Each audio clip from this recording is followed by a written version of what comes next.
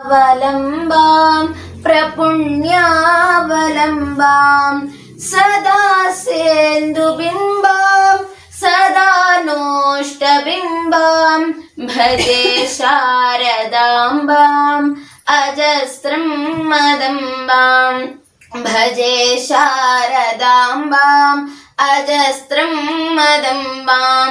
ಶ್ರೀ ಗುರುಭ್ಯೋ ನಮಃ. ನಮ್ಮ ಭಾರತ ದೇಶವು ಹಲವಾರು ವೀರ ಸ್ವಾತಂತ್ರ್ಯ ಹೋರಾಟಗಾರರಿಂದ ಕಂಗೊಳಿಸಿದ ದೇಶ. ಈ ದಿನ ನಾವು ಇಷ್ಟು ಆರಾಮಾಗಿ ಇಷ್ಟು ಜನರ ಸಮ್ಮುಖದಲ್ಲಿ ಕುಳಿತಿದ್ದೇವೆ ಅಂದ್ರೆ ಅದು ಸ್ವಾತಂತ್ರ್ಯ ಬಂದಿರುವ ಕಾರಣ ಅಂತ ಹೇಳ್ಬೋದು. ಆ ಸ್ವಾತಂತ್ರ್ಯ ಬಂದಿರೋದು ಕೇವಲ ಒಂದು ದಿನ ಅಥವಾ 2 ದಿನದ ಹೋರಾಟವಲ್ಲ. ಆ ವರ್ಷ, 1 ವರ್ಷ, 2 ವರ್ಷ, ಹೀಗೆ ಹಲವಾರು ವರ್ಷಗಳ ಪ್ರಯತ್ನದಿಂದ ಹೋರಾಟದಿಂದ ಸಿಕ್ಕಿದ ಫಲ ನಾವು ಇಂದು ಇಷ್ಟು ಸಂತೋಷವಾಗಿ ಇದ್ದೇವೆ.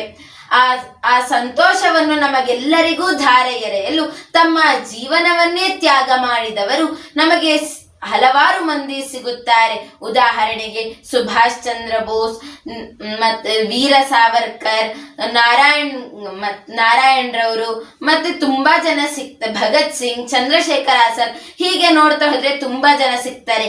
ಎಲ್ಲರ ಜೀವನ ಚರಿತ್ರೆಯನ್ನು ನಾವು ಇಂದಿನ ದಿನ ಹೇಳ್ಬೇಕಾದ್ರೆ ಸಮಯದ ಅಭಾವವಿರೋದ್ರಿಂದ ನಾನು ವೀರ ಸಾವರ್ಕರ್ ಬಗ್ಗೆ ಹೇಳಲು ಇಚ್ಛಿಸುತ್ತೇನೆ. ನಿಮ್ಗೆ ಬರ್ಬೋದು ಚಂದ್ರಶೇಖರ್ ಆಜಾದ್ ಬಗ್ಗೆ ಹೇಳ್ಬೋದಿತ್ತಲ್ಲ, ವೀರ ಸಾವರ್ಕರ್ ಬಗ್ಗೆ ಏನಕ್ಕೆ ಹೇಳ್ತಿದ್ದೀನಿ ಅಂತ ಹೇಳಿದ್ರೆ, ಇದೇ ತಿಂಗಳ 28ನೇ ತಾರೀಕು ವೀರ ಸಾವರ್ಕರ್ ಅವರ ಜನ್ಮದಿನ. ಆ ಜನ್ಮದಿನದ ಪ್ರಯುಕ್ತ ನಾನಿವತ್ತು ವೀರ ಸಾವರ್ಕರ್ ಅವರ ವಿಷಯವನ್ನು ಬಗ್ಗೆ ನನಗೆ ತಿಳಿದಿರುವಷ್ಟು ಮಾಹಿತಿಯನ್ನು ನಾನು ತಿಳಿಸಕ್ಕೆ ಇಷ್ಟಪಡ್ತೀನಿ. ನಾನು ತಿಳಿಸಕ್ಕಿಂತ ಮುಂಚೆ ನಾನು ಓದಿರುವಂತಹ ಪುಸ್ತಕ ಯಾವುದು ಅಂತ ಹೇಳಿದ್ರೆ, ಅಪ್ರತಿಮ ಪ್ರತಿಭೆ ವೀರ ಸಾವರ್ಕರ್ ಅಂತ ಶ್ರೇಷ್ಠ ವಾಗ್ಮಿಗಳಾದಂತಹ ಚಕ್ರವರ್ತಿ ಸೂಲಿಬೆಲೆ ಅವರು ಬರೆದಿದ್ದಾರೆ. ಅದನ್ನ ನಾನು ಹೋದ ವರ್ಷ ನುಡಿ ತೋರಣ ಬಳಗದ ಪ್ರಥಮ ಸಮ್ಮೇಳನದಲ್ಲಿ ನಾನು ಅದನ್ನ ತಗೊಂಡಿದ್ದೆ.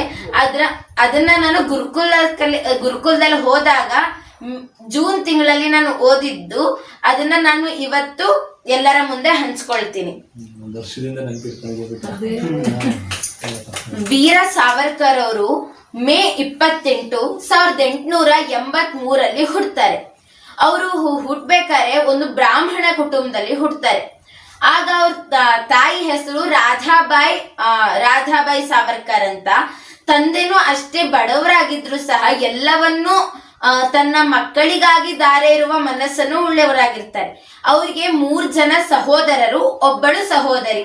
ಎಲ್ಲರೂ ಪ್ರೀತಿಯಿಂದನೇ 4 ಜನನು ಕೂಡಿ ಆಡಿ ಬೆಳೆದವರು.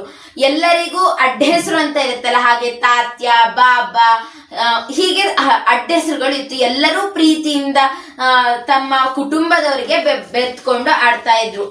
ಹೀಗೆ ಸಾವರ್ಕರ್ ಅವರು ಶಿಕ್ಷಣಕ್ಕೆ ಕಾಲಿಡ್ತಾರೆ. ಇನ್ನೇನು ಶಿಕ್ಷಣ ಪಡ್ಕೋಬೇಕು ಅನ್ನೋ ಅಷ್ಟರಲ್ಲಿ ಅವರು ಒಂದು ಗೌರ್ಮೆಂಟ್ ಶಾಲೆಗೆ ಸೇರ್ಕೋತಾರೆ, ಅಂದ್ರೆ ಸರ್ಕಾರ ಶಾಲೆಗೆ ಸೇರ್ಕೊಂಡು ಅಲ್ಲಿ ವಿದ್ಯಾಭ್ಯಾಸಕ್ಕೆ ತೊಡಗ್ತಾರೆ. ಆದ್ರೆ ಸಾವರ್ಕರ್ ಅವರಿಗೆ ಓದಲು ಮನಸ್ಸಿರ್ಲಿಲ್ಲ. ಅಂದ್ರೆ ವಿದ್ಯಾಭ್ಯಾಸ ಮಾಡಕ್ಕಿಂತ ನನ್ಗೆ ಈ ದೇಶಕ್ಕೆ ನಾನು ಏನಾದ್ರು ಒಳ್ಳೇದನ್ನು ಮಾಡ್ಬೇಕು ಅಂತ ಅವ್ರ ಮನಸ್ಸಲ್ಲಿ ಚಿಕ್ಕ ವಯಸ್ಸಿಂದನೂ ಅವರಿಗೆ ಇರುತ್ತೆ.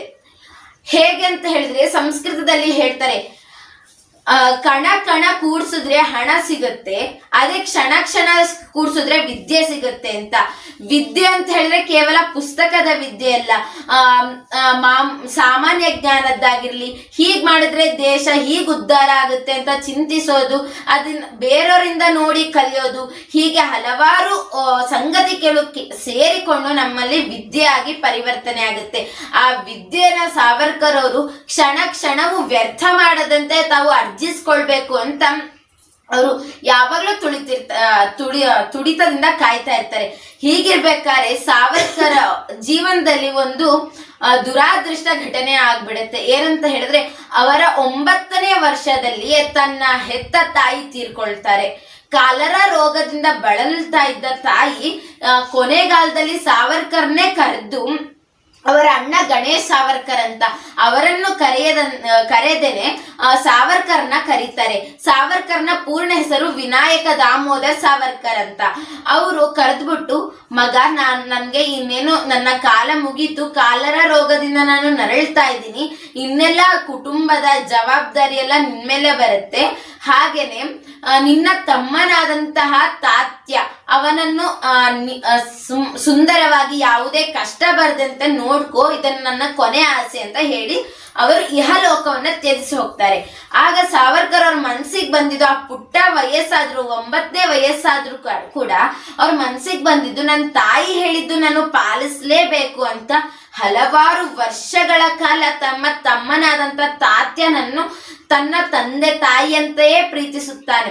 ಅವನು ಎಷ್ಟು ತನಗೆ ಕಷ್ಟ ಬಂದ್ರು ಸಹ ತನ್ನ ತಮ್ಮನಿಗೆ ಬರಬಾರ್ದು ಅಂತ ಹಲವಾರು ಸಂಗತಿಗಳನ್ನು ಅಥವಾ ಒಂದು ಹೊತ್ತು ಊಟಕ್ಕಾಗ್ಲೂ ತಮ್ಮನಿಗೆ ಮೊದಲು ಕೊಟ್ಟು ನಂತರ ಅವನು ತಿಂತಾ ಇರ್ತಾನೆ. ಯಾಕಂತ ಹೇಳಿದ್ರೆ ತಾಯಿಯ ಮಾತನ್ನು ಉಳಿಸ್ಕೋಬೇಕು ಅಂತ ಅವನ್ ಮನ್ಸಲ್ಲಿ ಇರುತ್ತೆ.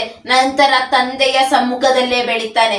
ಆದ್ರೆ 16ನೇ ವರ್ಷದಲ್ಲಿ ಅಂದ್ರೆ 10th ಮುಗಿಯಂತ ಬರುತ್ತೆ, ನನ್ನ ವಯಸ್ಸಿನಲ್ಲಿ ತನ್ನ ತಂದೆಯನ್ನು ಕಳ್ಕೊತಾರೆ ಸಾವರ್ಕರ್.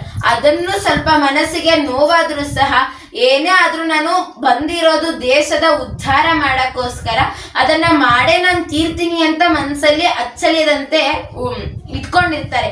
ಅದಕ್ಕೆ ಅವರು ಏನೇ ಸ್ವಾತಂತ್ರ್ಯದ ಬಗ್ಗೆ ಏನೇ ಕಾರ್ಯಕ್ರಮ ಆಗ್ಲಿ, ಸ್ವದೇಶ ಚಳುವಳಿಗಳಾಗ್ಲಿ ಅದರಲ್ಲಿ ಭಾಗವಹಿಸ್ತಾ ಇರ್ತಾರೆ.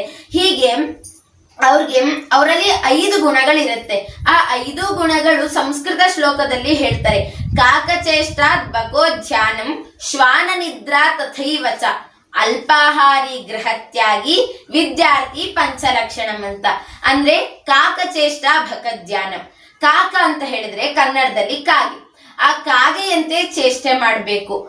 ಶ್ವಾನ ನಿದ್ರಾ ತಥೈವಚ ಅಂತ ಹೇಳಿದ್ರೆ ನಾಯಿ ಮಲಗಿರುತ್ತೆ, ಏನಾದ್ರು ಒಂದು ಗೆಜ್ಜೆ ಸಪ್ಪಳ ಆದ್ರೂ ಸಹ ಅದು ಎದ್ದೇಳುತ್ತೆ, ಅಷ್ಟು ಜಾಗೃತದಿಂದ ಅದು ನಿದ್ದೆ ಮಾಡ್ತಾ ಇರುತ್ತೆ. ಹಾಗೆ ವೀರ ಸಾವರ್ಕರ್ ಸಹ ತಮ್ಮ ಜೀವನದಲ್ಲಿ ಸ್ವಾತಂತ್ರ್ಯದ ಬಗ್ಗೆ ಒಂದು ಕೂಗು ಕೇಳಿದ್ರು ಅಲ್ಲಿ ಹೋಗಿ ಎಷ್ಟೇ ಯಾವುದೇ ಒತ್ತಡ ಇದ್ರು ಅದನ್ನ ಬದಿಗೆ ಸರಿಸಿ ಸ್ವಾತಂತ್ರ್ಯಕ್ಕೋಸ್ಕರ ಹೋರಾಡ್ಬೇಕು ಅಂತ ವಿಷಯದಲ್ಲಿ ಹೋಗ್ತಾ ಇರ್ತಾರೆ.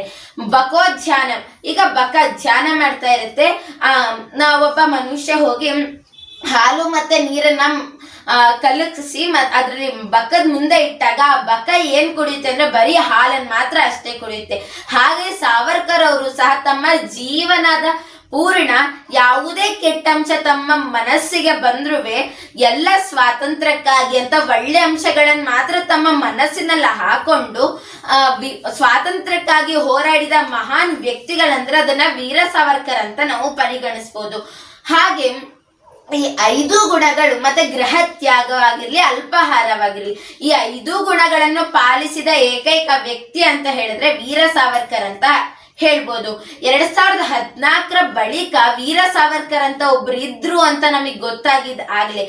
ಅಲ್ಲಿ ತನಕ ವೀರ ಸಾವರ್ಕರ್ ಅಂತ ಒಬ್ರು ಇದ್ರು ಅಂತ ನಮಗೆ ತಿಳಿದೇ ಇರ್ಲಿಲ್ಲ. ಅವರು ಮರೆಮಾಚಿಕೊಂಡಿದ್ರು. ಆಮೇಲೆ ಹಲವಾರು ಮಂದಿ ಪುಸ್ತಕಗಳ ರೂಪದಲ್ಲಿ, ಹೀಗೆ ಹಲವಾರು ರೂಪದಲ್ಲಿ 2014ರ ಬಳಿಕ ಪ್ರಕಟಿಸಿದ್ದ ಕಾರಣ ನಾನು ಇಂದು ಇಲ್ಲಿ ಮಾತನಾಡಲು ಸಾಧ್ಯವಾಯಿತು. ಹಲವಾರು ಮಂದಿಗೆ ವೀರ ಸಾವರ್ಕರ್ ಬಗ್ಗೆ ಗೊತ್ತೇ ಇರೋದಿಲ್ಲ. ಏಕಾತ್ಮತಾ ಸ್ತೋತ್ರದಲ್ಲೂ ಹೇಳ್ತಾರೆ, ಸುಭಾಷ ಪ್ರಣವಾನಂದ ಕ್ರಾಂತಿವೀರೋ ವಿನಾಯಕ. ಅಂದ್ರೆ ಸುಭಾಷ್ ಚಂದ್ರ ಬೋಸ್ ಆಗಿರ್ಲಿ, ಕ್ರಾಂತಿವೀರ ವಿನಾಯಕ ದಾಮೋದರ್ ಸಾವರ್ಕರ್ ಆಗಿರ್ಲಿ, ಹೀಗೆ ಶ್ಲೋಕಗಳ ಮೂಲಕನು ವಿನಾಯಕ ದಾಮೋದರ್ ಸಾವರ್ಕರ್ನ ಪ್ರತಿಭೆ ಆಗಿರ್ಲಿ, ಅವರ ವೀರತ್ವವಾಗಿರ್ಲಿ, ಅವರ ಧೈರ್ಯವಾಗಿರ್ಲಿ ನಮ್ಗೆ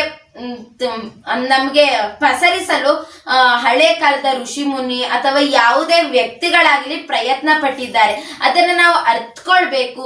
ಮತ್ತೆ ಮುಂದೆ ಹೇಳೋದಾದ್ರೆ ವೀರ ಸಾವರ್ಕರ್ ಬಗ್ಗೆ, ಹೀಗೆ ಒಂದಿನ ಏನಾಗುತ್ತೆ, ಸಾವರ್ಕರ್ ಅವರು ತುಂಬಾ ಪ್ರಯತ್ನ ಪಡ್ತಾರೆ. ಒಂದ್ ಕಡೆ ತಮ್ಮ, ಒಂದ್ ಕಡೆ ದೇಶದ ಸ್ವಾತಂತ್ರ್ಯ. ಅವರು ದೇಶದ ಸ್ವಾತಂತ್ರ್ಯಕ್ಕಾಗಿ ಎಷ್ಟೋ ಜನರನ್ನು ಹಿಂದಕ್ಕೆ ಹಾಕಿ ಅವರು ಮುಂದೆ ಸಾಕ್ತಾರೆ. ಎಷ್ಟೇ ಕಷ್ಟ ಬಂದ್ರು ಅವ್ರು ಮುಂದೆ ಸಾಕ್ತಾರೆ. ಹೀಗೆ ಅವರು ಸ್ವಾತಂತ್ರ್ಯದ ಕಡೆ ಹೋಗ್ತಿರೋದು ತಮ್ಮ ಸುತ್ತಮುತ್ತಲಿನ ಜನರಿಗೆ ಆಗ್ತಿರೋದಿಲ್ಲ. ಯಾಕಂತ ಹೇಳಿದ್ರೆ ಅವ್ರಿಗೆ ಭಯ, ಈ ಬ್ರಿಟಿಷರು ನಮ್ಗೆ ಏನ್ ಮಾಡ್ತಾರೋ ಅವನಿಂದ ನಮಗೆ ಪ್ರಾಣಾಪಾಯ ಆಗುತ್ತೆ ಅಂತ ಎಲ್ಲರೂ ವೀರ ಸಾವರ್ಕರ್ನ ಬೇಡ, ನೀನ್ ಹೋಗ್ಬೇಡ, ನಿನ್ನಿಂದ ನಮಗೆಲ್ಲ ತೊಂದರೆ ಆಗುತ್ತೆ ಅಂತ ಹೇಳ್ತಾ ಇರ್ತಾರೆ. ಆಗ ವೀರ ಸಾವರ್ಕರ್ ಯಾವುದೇ ಯೋಚನೆ ಮಾಡ್ದೇನೆ ಸ್ವಾತಂತ್ರ್ಯ ಬೇಕೇ ಬೇಕು ಅಂತ ಧೈರ್ಯದಿಂದ ಭಾರತ ಮಾತೆಯನ್ನು ನಮಸ್ಕರಿಸಿ ತೆರಳ್ತಾ ಇರ್ತಾರೆ. ಇದನ್ನು ಕಂಡಂತಹ ಜನರಿಗೆ ರೋಷ ಹುಕ್ಕಿ ಏನಾದ್ರೂ ಮನೆಯಲ್ಲಿ ತನ್ನ ತಮ್ಮನಾದಂತಹ ತಾತ್ಯ ಅಷ್ಟೇ ಇರ್ತಾರೆ. ಜನರೆಲ್ಲ ಈ ಮನೆ ಒಳಗಡೆ ವೀರ ಸಾವರ್ಕರರೇ ಇದ್ದಾರೆ ಅಂತ ತಿಳ್ಕೊಂಡು ಕಲ್ಲನ್ನ ಬಿಸಾಡ್ತಾರೆ. ಆ ಕಲ್ಲು ಬಿಸಾಡಿದ್ದು ಎಲ್ಲ ಕಿಟಕಿ ಹತ್ರ ಹೋಗಿ ಕಿಟಕಿ ಭಗ್ನ ಆಗತ್ತೆ. ಕೊನೆ ಒಂದು ಕಲ್ಲು ಅದು ಕಿಟಕಿಗೆ ತಾಗಿ ತನ್ನ ತಮ್ಮನಾದಂತಹ ತಾತ್ಯನ ಎದೆಗೆ ಹೋಗಿ ಚುಚ್ಚುತ್ತೆ. ಅದು ಚುಚ್ಚಿದಾಗ ಅದು ಚೂಪಾದ ಕಲ್ಲಾದ್ದರಿಂದ ಅವನು ಮರಣ ಹೊಂದ್ತಾನೆ. ಈ ವಿಷಯ ತಿಳಿದಂತಹ ವೀರ ಸಾವರ್ಕರ್ ಅವರು ಬರ್ತಾರೆ. ಬಂದ್ಬಿಟ್ಟು ನನ್ನ ತಾಯಿಯ ಮಾತನ್ನು ನಾನು ಉಳಿಸ್ಕೊಳಕ್ ಆಗ್ಲಿಲ್ಲ, ನಾನು ಬದುಕಿದ್ದು ವೇಸ್ಟ್ ಅಂದ್ರೆ ವ್ಯರ್ಥ ಅಂತ ಹೇಳಿ ಅವರು ತಮ್ಮ ಮನೆಯ ಪಕ್ಕದಲ್ಲೇ ಒಂದು ದೊಡ್ಡ ಸಮುದ್ರ ಇರುತ್ತೆ. ಅದರಲ್ಲಿ ಧುಮುಕಿ ಸಾಯಕಂತ ಹೋಗ್ತಾರೆ. ಅವರು ಸಮುದ್ರದ ಹತ್ರ ಹೋಗಿ ನಿಂತು, ಹೇ ಭಾರತಾಂಬೆ, ನನ್ನ ತಮ್ಮನನ್ನು ರಕ್ಷಿಸಲಾಗ್ತಾ ಆಗ್ಲಿಲ್ಲ, ಅದಕ್ಕೆ ನಾನು ಧುಮುಕ್ತಾ ಇದ್ದೀನಿ, ನನ್ನ ಪ್ರಾಣಾರ್ಪಣೆಯನ್ನು ಮಾಡ್ಕೋತಾ ಇದ್ದೀನಿ ಅಂತ ಅವರು ಮನ್ಸಲ್ಲೇ ಅನ್ಕೊಂಡು ಧೈರ್ಯ ಮಾಡಿ ಧುಮುಕಕ್ಕೆ ಹೋಗ್ಬೇಕಾದ್ರೆ ತನ್ನ ಅಣ್ಣನಾದಂತಹ ಗಣೇಶ್ ಸಾವರ್ಕರ್ ಬರ್ತಾರೆ. ಅವ್ರ ಹಿಂದೆನೆ ನಿಂತ್ಕೊಂಡು ವೀರ ಸಾವರ್ಕರ್ ಈ ತರ ಎಲ್ಲ ಮಾತಾಡೋದು, ಧುಮುಕಕ್ಕೆ ಪ್ರಯತ್ನ ಪಡ್ತಿರೋದೆಲ್ಲ ನೋಡಿ ವೀರ ಸಾವರ್ಕರನ್ನ ಕರೆದು, ಹೇ ತಮ್ಮ, ನೋಡು, ನೀನು ಹುಟ್ಟಿರೋದು ಸ್ವಾತಂತ್ರ್ಯವನ್ನು ಗಳಿಸ್ಲಿಕ್ಕೋಸ್ಕರ. ನಿನ್ನ ತಮ್ಮ ಮರಣ ಹೊಂದಿರಬಹುದು, ಆ ಮರಣದಿಂದ ನೀನು ಸತ್ತರೆ ಈ ದೇಶಕ್ಕೆ ಏನೂ ಉಪಯೋಗ ಇಲ್ಲ. ಅದೇ ನೀನು ವೀರದಿಂದ ಹೋರಾಡು, ಈ ಭಾರತಕ್ಕೆ ಮತ್ತೆ ಭಾರತಾಂಬೆಗೆ ಸಂತೋಷ ಪಡಿಸುವಂತಾಗು, ಈ ಭಾರತದಲ್ಲಿ ಅಚ್ಚಳಿಯದಂತೆ ನೀನು ನೆಲೆಯೂರು, ಸಾಯ್ಬೇಡ ಅಂತ ಹೇಳಿದ್ರು ವೀರ ಸಾವರ್ಕರ್ ಕೇಳೋದಿಲ್ಲ. ನಾನು ಸಾಯ್ಲೇಬೇಕು ಅಂತ ಅಂದಾಗ ಆಯ್ತು, ನೀನ್ ಏನಾರು ಮಾಡು ಅಂತ ಗಣೇಶ್ ಸಾವರ್ಕರ್ ಹೇಳ್ತಾರೆ. ಆಗ ಸ್ವಲ್ಪ ಮುಂದೆ ಹೋದಾದ್ಮೇಲೆ ವೀರ ಸಾವರ್ಕರ್ಗೆ ಮನದಟ್ಟಾಗುತ್ತೆ. ಈಗ ನಾನು ಸತ್ರೆ ಏನೂ ಉಪಯೋಗ ಇಲ್ಲ, ನಾನೊಂದು ಸಾಧನೆ ಮಾಡಿ ಹೋಗ್ಲೇಬೇಕು ಅಂತ ಪುನಃ ಹಿಂದೆ ಬರ್ತಾರೆ. ಮತ್ತೆ ವಿದ್ಯಾಭ್ಯಾಸದಲ್ಲಿ ಅವರಿಗೆ ಆಸಕ್ತಿ ಇಲ್ಲ ಅಂದ್ರೂ ಒಂದು ಆರ್ಥಿಕ ಸ್ಥಿತಿಗೋಸ್ಕರ ಅವರು ವಿದ್ಯಾಭ್ಯಾಸನ ಮಾಡ್ತಾರೆ. ಮಾಡಿ ನಂತರ 1902ರಲ್ಲಿ ಅವರು ಹೆಚ್ಚಿನ ವಿದ್ಯಾಭ್ಯಾಸಕ್ಕೆ ಲಂಡನ್ಗೆ ಹೋಗ್ತಾರೆ. ಅದಕ್ಕಿಂತ ಮುಂಚೆ 1901ರಲ್ಲಿ ಯಮುನಾಬಾಯಿ ಎಂಬ ಹುಡುಗಿಯೊಂದಿಗೆ ಸಾವರ್ಕರ್ನ ಮದುವೆ ನಡೆಯುತ್ತೆ. ಅಷ್ಟು ವಿಜೃಂಭಣೆಯಿಂದ ಆ ವಿವಾಹ ಮಾಡಲಾಗದೆ ಹೋದ್ರು ಸರಳವಾಗಿ ಸುಂದರವಾಗಿ ಆ ಮದುವೆ ನಡೆಯುತ್ತೆ. ಆ ಯಮುನಾಬಾಯಿ ಕೂಡ ಸ್ವಾತಂತ್ರ್ಯದ ಕಿಚ್ಚನ್ನು ತಮ್ಮ ಮನಸ್ಸಿನಲ್ಲಿ ಇಟ್ಕೊಂಡಿರ್ತಾರೆ. ಅದಕ್ಕೆ ವೀರ ಸಾವರ್ಕರ್ಗೆ ನೀನು ಸ್ವಾತಂತ್ರ್ಯಕ್ಕೆ ಹೋಗ್ಬೇಡ, ನಿನ್ಗೆ ಪ್ರಾಣಾಪಾಯ ಇದೆ ಅಂತ ಒಂದಿನೂ ಹೇಳೋದಿಲ್ಲ. ಯಮುನಾಬಾಯಿ ಅವರು ವೀರ ಸಾವರ್ಕರ್ನ ಬೆನ್ ಹಿಂದೆ ನಿಂತು ನೀನು ಹಿಂಗ್ ಮಾಡು, ಹೀಗೆ ಗೆಲುವನ್ನು ಸಾಧಿಸಬಹುದು ಅಂತ ಕ್ಷಣ ಕ್ಷಣಕ್ಕೂ ಉಪಾಯವನ್ನು ಕೊಡ್ತಾ ವೀರ ಸಾವರ್ಕರ್ಗೆ ಸಹಾಯ ಮಾಡ್ತಾ ಇರ್ತಾರೆ. ಹಾಗೆ ಮದುವೆಯಾದ 1 ವರ್ಷದಲ್ಲೇ ಲಂಡನ್ಗೆ ತೆರಳ್ತಾರೆ. ಲಂಡನ್ ಅಲ್ಲಿ ವಿದ್ಯಾಭ್ಯಾಸ ಮಾಡ್ತಾರೆ. ಆದ್ರೆ ವಿದ್ಯಾಭ್ಯಾಸ ಮಾಡ್ಬೇಕಾದ್ರೂ ಅವ್ರಿಗೆ ಚಿಂತೆ, ಭಾರತದಲ್ಲಿ ಏನಾಗ್ತಿದೆಯೋ, ಎಷ್ಟು ಜನ, ಎಷ್ಟು ಸಹೋದರಿಯರು, ಎಷ್ಟು ಮಾತೃಸ್ವರೂಪಿಗಳು, ಎಷ್ಟು ಪಿತೃಸ್ವರೂಪಿಗಳು ಈ ಬ್ರಿಟಿಷರ ಆಳ್ವಿಕೆಯಿಂದ ಕಷ್ಟಪಡ್ತಿದ್ದಾರೆ, ನಾನು ಏನ್ ಮಾಡ್ಬೇಕು ಅದಕ್ಕೆ ಅಂತ ಯೋಚನೆ ಮಾಡ್ತಾನೆ ಇರ್ತಾರೆ. ಹೀಗೆ ಒಮ್ಮೆ ಅಲ್ಲಿ ಭಾರತದವರು ಇರ್ತಾರೆ ಸ್ವಲ್ಪ ಜನ ಲಂಡನ್ ನಲ್ಲಿ. ಅವ್ರನ್ನೆಲ್ಲ ಒಗ್ಗೂಡಿಸಿ ಭಾರತದ ಸ್ವಾತಂತ್ರ್ಯಕ್ಕಾಗಿ ಹೋರಾಡಬೇಕು, ಹೀಗೆ ಹಲವಾರು ಸಂದೇಶಗಳನ್ನ ನೀಡ್ತಾ 1902ರಲ್ಲೇನೆ ಅವರು ಕಿಚ್ಚನ್ನು ಹುಟ್ಟಿಸುವ ಪ್ರಯತ್ನ ಮಾಡ್ತಾರೆ.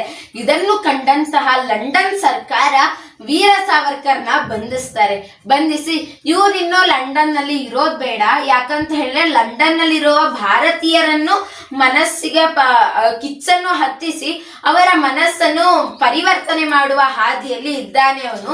ಅದಕ್ಕೆ ಅವನ ಭಾರತಕ್ಕೆ ಕಳಿಸೋಣ, ಅವನೊಬ್ಬನೇ ಕಳ್ಸೋದ್ ಬೇಡ, ಕಾವಲಿಗೆ ಪೊಲೀಸರನ್ನಾಗ್ಲಿ ಯಾರನ್ನಾರು ಕಾವಲಿಗಿರಿಸಿ ಕಳ್ಸೋಣ ಅಂತ ಒಂದು ಹಡಗನ್ನು ಕಳಿಸಿ ಸಾವರ್ಕರ್ ಜೊತೆ 8-10 ಪೊಲೀಸರು, ಆ ಕಡೆ ನೋಡಿದ್ರು ಪೊಲೀಸರು, ಈ ಕಡೆ ನೋಡಿದ್ರು ಪೊಲೀಸರು, ಸುತ್ತಲೂ ಪೊಲೀಸರ ರಕ್ಷಣೆಯಿಂದ ಅವನ್ನ ಹಡಗಲ್ಲಿ ಕೂರಿಸ್ಕೊಂಡು ಹೋಗ್ತಾರೆ. ಆದ್ರೆ ವೀರ ಸಾವರ್ಕರ್ಗೆ ಒಂಥರ ಇವ್ರ ಮಧ್ಯೆ ನಾನು ಹೋಗ್ಬೇಕಾ, ಇವರೆಲ್ಲ ನಮ್ಮ ಭಾರತೀಯರಿಗೆ ತುಂಬಾ ಕಷ್ಟ ಕೊಡ್ತಿರೋರು, ತುಂಬಾ ಹಿಂಸೆ ಮಾಡ್ತಿರೋರು, ಇವ್ರ ಮಧ್ಯೆ ನಾನು ಹೋಗ್ಬಾರ್ದು ಅಂತ ಇಡೀ ರಾತ್ರಿ ಯೋಚಿಸ್ತಾರೆ. ನಾನು ಹೇಗ್ ತಪ್ಪಿಸ್ಕೊಳ್ಳೋದು, ಹೇಗೆ ನಾನು ಇಲ್ಲಿಂದ ಬಿಡುಗಡೆ ಆಗೋದು ಅಂತ ಎಲ್ಲ ಯೋಚನೆ ಮಾಡ್ತಾರೆ. ಆಗ ವೀರ ಸಾವರ್ಕರ್ ಹಡಗಲ್ಲಿ ಹೋಗ್ತಿರೋದನ್ನ ವೀರ ಸಾವರ್ಕರ್ನ ಒಬ್ರು ಗೊತ್ತಿರುತ್ತೆ. ಅವರು ಏನ್ ಮಾಡೋದು ಅವರು ಯೋಚಿಸ್ತಾ ಇರ್ತಾರೆ, ಇಲ್ಲಿ ವೀರ ಸಾವರ್ಕರ್ ಯೋಚಿಸ್ತಾ ಇರ್ತಾರೆ. ಇಬ್ಬರ ಮನಸ್ಸು ಒಂದೇ ಚಿಂತನೆ ಅಡಿಗೆ ಸಾಕ್ತಾ ಇರುತ್ತೆ. ಹೀಗೆ ವೀರ ಸಾವರ್ಕರ್ನ ಸ್ನೇಹಿತರು ಏನ್ ಮಾಡ್ತಾರೆ ಅಂತ ಹೇಳಿದ್ರೆ, ಒಂದು ಸಮುದ್ರದ ಪಕ್ಕ ನಿಂತ್ಕೊಂಡು ಆ ಹಡಗು ಬರುತ್ತಾ ಬರುತ್ತಾ ಬರುತ್ತಾ ಅಂತ ನೋಡ್ತಾ ಇರ್ತಾರೆ. ಇಲ್ಲಿ ವೀರ ಸಾವರ್ಕರ್ ಅವರು ನಾನು ಹೇಗ್ ತಪ್ಪಿಸ್ಕೊಳ್ಳೋದು ಅಂತ ಯೋಚನೆ ಮಾಡ್ತಾ ಇರ್ತಾರೆ. ಹೀಗೆ ಪೊಲೀಸರು ನಿದ್ರೆಗೆ ಜಾರ್ತಾರೆ. ಆಗ ವೀರ ಸಾವರ್ಕರ್ ವಾಶ್ರೂಮ್ ಅಂತ ಹೋಗ್ತಾ ಇರ್ತಾರೆ. ಆಗಲೂ ಪೊಲೀಸರು ಬಿಡೋದಿಲ್ಲ. ನಾನು ಬರ್ತೀನಿ, ನಿನ್ ಜೊತೆಗೆ ವಾಶ್ರೂಮ್ ಬರ್ತೀನಿ, ನೀನ್ ವಾಶ್ರೂಮ್ ಮಾಡಿ ಬಾ ಆಚೆಗೆ ಅಂತ ವೀರ ಸಾವರ್ಕರ್ ಬಗ್ಗೆ ಸ್ವಲ್ಪನೂ ನಂಬಿಕೆ ಇರೋದಿಲ್ಲ. ಯಾಕಂದ್ರೆ ಅವರು ಅಷ್ಟು ಧೈರ್ಯವಂತರಾಗಿ ಅವರು ತಪ್ಪಿಸ್ಕೊಳ್ಬಹುದು ಅಂತ ಎಲ್ಲರಿಗೂ ತಿಳಿದಿರುತ್ತೆ. ಆಮೇಲೆ ಪೊಲೀಸ್ ಆಚೆ ನಿಂತ್ಕೋತಾರೆ. ಅನಂತರ ವೀರ ಸಾವರ್ಕರ್ ವಾಶ್ರೂಮ್ ಅಂತ ಹೋಗ್ತಾರೆ. ವಾಶ್ರೂಮ್ಗಲ್ಲಿ ಹೋದವರು ಯೋಚನೆ ಮಾಡ್ತಾರೆ, ಮುಂದೆ ಪೊಲೀಸರು ಬಾಗ್ಲ ಆಚೆ ಕಡೆ ಇದ್ದಾರೆ, ನಾನು ಈಗ್ಲೇ ತಪ್ಪಿಸ್ಕೋಬೇಕು, ಹೇಗ್ ತಪ್ಪಿಸ್ಕೊಳ್ಳೋದು ಅಂತ ಯೋಚನೆ ಮಾಡ್ತಿದ್ದಾಗ ಅವರು ಬಾತ್ರೂಮ್ ಅಲ್ಲಿರೋ ಕಿಂಡಿ ಕಾಣಿಸುತ್ತೆ. ಅದು ಸ್ವಲ್ಪ ಚಿಕ್ಕದ ಕಿಂಡಿ, ಅದ್ರಲ್ಲಿ ನೂಕೊಂಡು ಸಮುದ್ರಕ್ಕೆ ಹಾರುವ ಪ್ರಯತ್ನ ಮಾಡ್ತಾರೆ. ಅವರ ದೇಹಕ್ಕೆ ಅದು ಆ ಕಿಂಡಿ ಸಾಲೋದಿಲ್ಲ. ಅವರು ಹೇಗೋ ಮಾಡಿ ಉಸಿರನ್ನ ಬಿಗಿಯಾಗಿ ಇಟ್ಕೊಂಡು ಆ ಕಿಂಡಿಯಿಂದ ಹಡಗಿನ ಆಚೆಗೆ ಬಂದು ಸಮುದ್ರಕ್ಕೆ ಧುಮುಕಿ ಹೋಗ್ತಾರೆ. ಈ ಕಡೆ ಪೊಲೀಸ್ ವೀರ ಸಾವರ್ಕರ್ ಇನ್ನು ಬಂದಿಲ್ವಲ್ಲ ಅಂತ ಯೋಚನೆ ಮಾಡಿ ಬಾಗಿಲನ್ನ ಜೋರಾಗಿ ತೆಗ್ದಾಗ ಅಲ್ಲಿ ವೀರ ಸಾವರ್ಕರ್ ಇರೋದೇ ಇಲ್ಲ. ಆಗ ತಿಳಿಯುತ್ತೆ ಅವ್ರಿಗೆ ವೀರ ಸಾವರ್ಕರ್ ಉಪಾಯ ಏನಾಗಿತ್ತು, ಅವ್ರು ಎಲ್ಲಿಂದ ಹೋದ್ರು ತಪ್ಪಿಸ್ಕೊಂಡು ಅಂತ ಗೊತ್ತಾದ ತಕ್ಷಣ ಅವರು ತಮ್ಮ ಫೋನ್ ನಿಂದ ಅಂದ್ರೆ ಟೆಲಿಫೋನ್ ನಿಂದ ಇನ್ನೊಬ್ರಿಗೆ ಕಾಲ್ ಮಾಡಿ, ಹೀಗೆ ವೀರ ಸಾವರ್ಕರ್ ಆ ದಾರಿಯಿಂದ ಬರ್ಬೋದು, ನೀವು ಹಿಡ್ಕೊಳ್ಳಿ, ಆದ್ರೆ ಹಿಡಿದು ಜೈಲಿಗೆ ಹಾಕಿ ಅಂತ ಸೂಚನೆ ಕೊಡ್ತಾರೆ. ಇಲ್ಲಿ ವೀರ ಸಾವರ್ಕರ್ ದೇಹ ಫುಲ್ಲು ರಕ್ತದಿಂದ ಕೂಡಿತ್ತು. ಯಾಕಂದ್ರೆ ಅವರು ಉಸಿರನ್ನು ಬಿಗಿಯಾಗಿ ಇಟ್ಕೊಂಡು ಆ ಕಿಂಡಿಯಲ್ಲಿ ತುರ್ಕೊಂಡು ಹೋಗಿದ್ರಿಂದ ಆ ಕಿಂಡಿಯಲ್ಲಿದ್ದ ಚೂಪಾದ ಅಣುಗಳ ಅಥವಾ ಚೂಪಾದ ವಸ್ತು ಅವರ ದೇಹಕ್ಕೆ ತಚ್ಚಿ ಅವ್ರ ದೇಹ ಫುಲ್ ರಕ್ತದಿಂದ ಕೂಡಿತ್ತು. ಆದ್ರೂ ಅವರು ಸ್ವಾತಂತ್ರ್ಯದ ಕಿಚ್ಚನ್ನು ಹಚ್ಚಿಕೊಂಡಿದ್ರಿಂದ ಅವರು ಸಮುದ್ರಕ್ಕೆ ಧುಮುಕಿ ಹೋಗ್ತಾರೆ. ಅಲ್ಲಿ ಸ್ನೇಹಿತ ಒಬ್ಬ ಕಾಯ್ತಾ ಇರ್ತಾನೆ. ಆ ಸ್ನೇಹಿತ ಯೋಚಿಸ್ತಾನೆ, ಇಷ್ಟೊತ್ತಾದ್ರೂ ಸಾವರ್ಕರ್ ಬರ್ಲೇ ಇಲ್ವಲ್ಲ ಅಂತ ಒಂದ್ ಕಡೆ ಹೋಗಿರ್ತಾನೆ. ಮತ್ತೊಂದ್ ಅರ್ಧ ಗಂಟೆ ಬಿಟ್ಟು ಬರೋಣ ಅಂತ ಹೋಗಿರ್ತಾನೆ. ಅಷ್ಟೊತ್ತಿಗೆ ವೀರ ಸಾವರ್ಕರ್ ಆ ಸಮುದ್ರ ದಡಕ್ ಬರ್ತಾರೆ. ಆಗ ಒಬ್ಬ ಪೊಲೀಸ್ ಅಧಿಕಾರಿ ಬಂದು ತುಂಬಾ ಆತ್ಮೀಯನಂತೆ ನಾಟಕ ಮಾಡಿ ಕೇಳ್ತಾರೆ, ಏನಪ್ಪ ನೀನು ಈ ತರ ಬಂದೆ, ನಾನು ಭಾರತೀಯ ಅಂತ ಎಲ್ಲ ಹೇಳಿ ನಾಟಕ ಮಾಡಿದಾಗ ವೀರ ಸಾವರ್ಕರ್ ಎಲ್ಲಾ ವಿವರಣೆಯನ್ನ ಕೊಟ್ಬಿಡ್ತಾರೆ. ಅಂತ ಹೇಳಿ ಕಣ್ಮುಂದೆ ಬಂದವ್ರನ್ನ ಏನು ಯೋಚಿಸ್ದೆ, ಇವರು ಒಳ್ಳೆಯವರು ಅಂತ ತಿಳ್ಕೊಂಡು ಎಲ್ಲಾ ವಿವರಣೆ ಕೊಟ್ಟಾಗ ಪೊಲೀಸ್ಗೆ ಇವರೇ ವೀರ ಸಾವರ್ಕರ್ ಅಂತ ಕನ್ಫರ್ಮ್ ಆಗಿ ಅವ್ರನ್ನ ಜೈಲಿಗೆ ಹಾಕ್ಬಿಡ್ತಾರೆ. ಆಗ ವೀರ ಸಾವರ್ಕರ್ಗೆ ಅದು ಮೊದಲ ಪಾಠ ಆಗಿರುತ್ತೆ. ನಾನು ಯಾರನ್ನೂ ಅಷ್ಟು ಸುಲಭವಾಗಿ ನಂಬಾರದು, ಆ ನಂಬಿದ್ರಿಂದ ನಾನು ಜೈಲ್ ವಾಸ ಮಾಡೋಂಗಾಯ್ತು. ಈ ಜೈಲಿನ ನನ್ನ ಭಾರತೀಯರನ್ನ ಸ್ವಾತಂತ್ರ್ಯ ಮಾಡ್ಬೇಕಿತ್ತು ನಾನು, ಆದ್ರೆ ನಾನು ಜೈಲಲ್ಲಿ ಇದ್ದೀನಿ ಅಂತ ತುಂಬಾ ಮನಸ್ತಾಪ ಆಗುತ್ತೆ ಅವರಿಗೆ. ಈ ಘಟನೆಯಿಂದ ನಾವು ತಿಳ್ಕೊಬಹುದು, ನಮ್ಮ ಕಣ್ಮುಂದೆ ಎಲ್ಲ ಬರೋರೆಲ್ಲ ನಂಬಿಕಸ್ಥರಲ್ಲ. ನಾನು ಒಂದು ಘಟನೆನ ನನ್ನ ಕಣ್ಣಾರೆ ನೋಡಿದ್ದೆ. ನಾನು ಶೃಂಗೇರಿಗೆ ಹೋಗಿದ್ದೆ. ಅಲ್ಲಿ ನನ್ನ ಪರಿಚಯಸ್ಥರು ಒಬ್ರು ಹಂಗೆ ನನ್ನ ಮಾತಾಡಿಸ್ತಾ ಇದ್ರು. ಹಾಗೆ ನಾವಿಬ್ರು ಹಂಗೆ ಕ್ಲೋಸ್ ಆಗಿ ಮಾತಾಡಿಸ್ತಾ ಇದ್ದಾಗ ನನ್ನ ಹತ್ರ ಅವರು ಬಂದು 500 ರೂಪಾಯಿ ಕೇಳಿದ್ರು. ಕೊಡಿ, ನಾನು ಗೋಲ್ಕಕ್ಕೆ ಹಾಕ್ಬೇಕು 500 ರೂಪಾಯಿನ, ನಾನು ದುಡ್ಡು ತಂದಿಲ್ಲ ಅಂತ ಹೇಳಿ ನನ್ನನ್ನ ಕೇಳಿದ್ರು. ಆಗ ನನ್ನ ಹತ್ರ ದುಡ್ಡಿರ್ಲಿಲ್ಲ. ನಾನು ತುಂಬಾ ನಂಬಿದೆ ಅವ್ರನ್ನ. ನಂಬಿ ಅನಂತರ ನಮ್ಮ ಅಮ್ಮನ ಹತ್ರ ಹೋಗಿ ಕೇಳಿದೆ 500 ರೂಪಾಯಿ ಕೊಡಮ್ಮ ಅಂತ. ಅವ್ರು ಹೇಳಿದ್ರು ಬೇಡ ಅಂತ. ಆದ್ರೆ ನಮ್ ಕೇಳಲಿಲ್ಲ, ಅವ್ರು ಒಳ್ಳೆಯವರು ಅಂತ ಹೇಳಿ 500 ರೂಪಾಯಿನ ಕೊಟ್ಟೆ. ಅವ್ರು ಹೇಳಿದ್ರು ಫೋನ್ ಪೇ ಮಾಡ್ತೀನಿ ನಿನಗೆ ಅಂತ ಹೇಳಿದವರು. ಇವತ್ತಿಗೂ ನಾನು ಫೋನ್ ಮಾಡಿದ್ರು ಎತ್ತಿಲ್ಲ. ಮತ್ತೆ ಆ ತರ ನಂಬಿಕೆ ದ್ರೋಹ ಮಾಡಿದವರು ನಮ್ಗೆ ಅವ್ರು ಚಿಕ್ಕದಾಗಿ ಮಾಡಿರ್ಬೋದು. ಈಗ ತುಂಬಾ ಜನ ನಮ್ಮ ಮಾಹಿತಿಯನ್ನು ಈಗ ನೋಡಿ, ಇದು ಫೋನಲ್ಲೆಲ್ಲ ಬರುತ್ತೆ, SBI ಇಂದ ಬಂದಿರೋದು, ನಿಮ್ಗೆ ಇಷ್ಟು ದುಡ್ಡು ಬಂದಿದೆ, ನಿಮ್ಮ ಇದನ್ನೆಲ್ಲ ಕಳಿಸಿ ಅಂತ ಹೇಳ್ತಾರೆ. ಅದನ್ನ ನಾವು ನಂಬಿಕೆಯಿಂದ ಕಳಿಸ್ತೀವಿ, ಆದ್ರೆ ಅದು ದೋಚ ಒಂದು ಉಪಾಯ ಆಗಿರುತ್ತೆ. ಹಾಗೆ ನಂಬಿಕೆ ದ್ರೋಹ ಮಾಡೋರು ತುಂಬಾ ಇರ್ತಾರೆ, ಅದನ್ನೆಲ್ಲ ನಂಬಾರ್ದು ಅಂತ ವೀರ ಸಾವರ್ಕರ್ನ ಒಂದು ಘಟನೆಯಿಂದ ತಿಳಿಬಹುದು ನಾವು. ನಂತರ ನಾವು ಅವರು ವೀರ ಸಾವರ್ಕರ್ ಎಷ್ಟು ಹೋರಾಡ್ತಾರೆ ಅಂತ ಹೇಳಿದ್ರೆ, ಯಾರನ್ನು ಅವರು ಪರಿಗಣಿಸೋದಿಲ್ಲ.